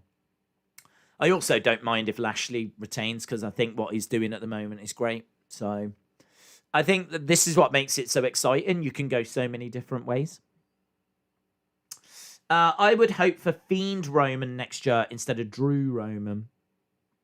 Harley said, obviously we wouldn't get AJ Drew again. AJ will be too busy fighting Triple H. William said, your computer has gone supernatural. Maybe turn it back to a 5-on-5, including the champions. Well, I really like the idea of Survivor Series mattering. What does that mean? I like the idea that Survivor Series matters and it means something, because all it is bragging rights at the moment, and literally it doesn't even matter. By the time we get to SmackDown, no one cares. Like, all right, if Raw wins, then you tune into Raw to see them gloat, or if Raw loses, you tune into Raw to see them moaning. But by the time you get to SmackDown, already I've moved on. So I don't think this bragging right thing means anything or matters or makes any difference. I would like it. And it was, I can't remember whose idea it was, but someone said, what if the brand that wins gets to select someone from the other brand? They get to take one of their roster or something like this. Or they get a more favorable draw in the Royal Rumble, or do you know what I mean? Like, they get number 30 in the Rumble. Don't know who gets it, but it will be guaranteed it's a SmackDown superstar. Like, I would like it to be more relevant. I'd like there to be a bigger prize for the winner. And that would make more sense. And then the matches would matter more. Perhaps it would need to be even bigger than just being number 30. Perhaps the winning brand gets the final 5 slots at Royal Rumble or something. I'm not sure. We could debate that till the cows come home. I'm sure there's plenty of prizes that a brand would love. Be it they get a selection from the other brand, or they get good Royal Rumble positions, or, you know, I'm sure there's loads of things. But yeah, I would agree. I rather than doing champion versus champion just for bragging rights, I think you could do something better, to be honest. I think you could do a great Roman match where the title might change hands, and a great Drew match where, again, the title might change hands. I think the fact that the titles just won't be changing hands at Survivor Series actually hurt that pay-per-view, because you know you're not going to see a title change. So who cares, basically? Doing the draft a few weeks before also doesn't make much sense. Lauren said winner gets the first draft pick. That makes sense. Maybe the first couple, just to make it even juicier, they get the first 2 draft pick, or the first 3. The winning brand gets the first 3 draft picks. I mean, that's, do you know what I mean? You're guaranteed to get 3 big guns then. So that could be something. But to be honest, I don't even think they're looking to change it. So Dad's Stuff says the problem with Survivor Series is it's just weeks after the draft. What if the draft was after and the winning team gets to stay in their brand? Yeah, that would be good. That would be good. Survivor Series team winner gets to dress like a horse. The winning brand gets the first 3 draft picks. I like that. I like that. Right, anyway, I think we're getting a bit distracted, or certainly I am, as we're talking about draft picks and things like this. So I think we are done for the evening. Thank you so much to everyone that joined us. I mean, what a mess. 10 minutes I was sitting here talking before I realised we weren't live.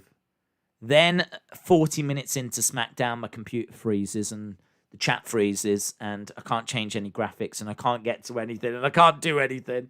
So that all goes wrong. So, I mean, just mental madness. But I think it's what people come to expect now from these streams, to be honest. So, have a great weekend. We are back tomorrow. It should be a juicy WrestleMania stream tomorrow. So if you are around, jump in, share your thoughts. And if not, have a great weekend anyway.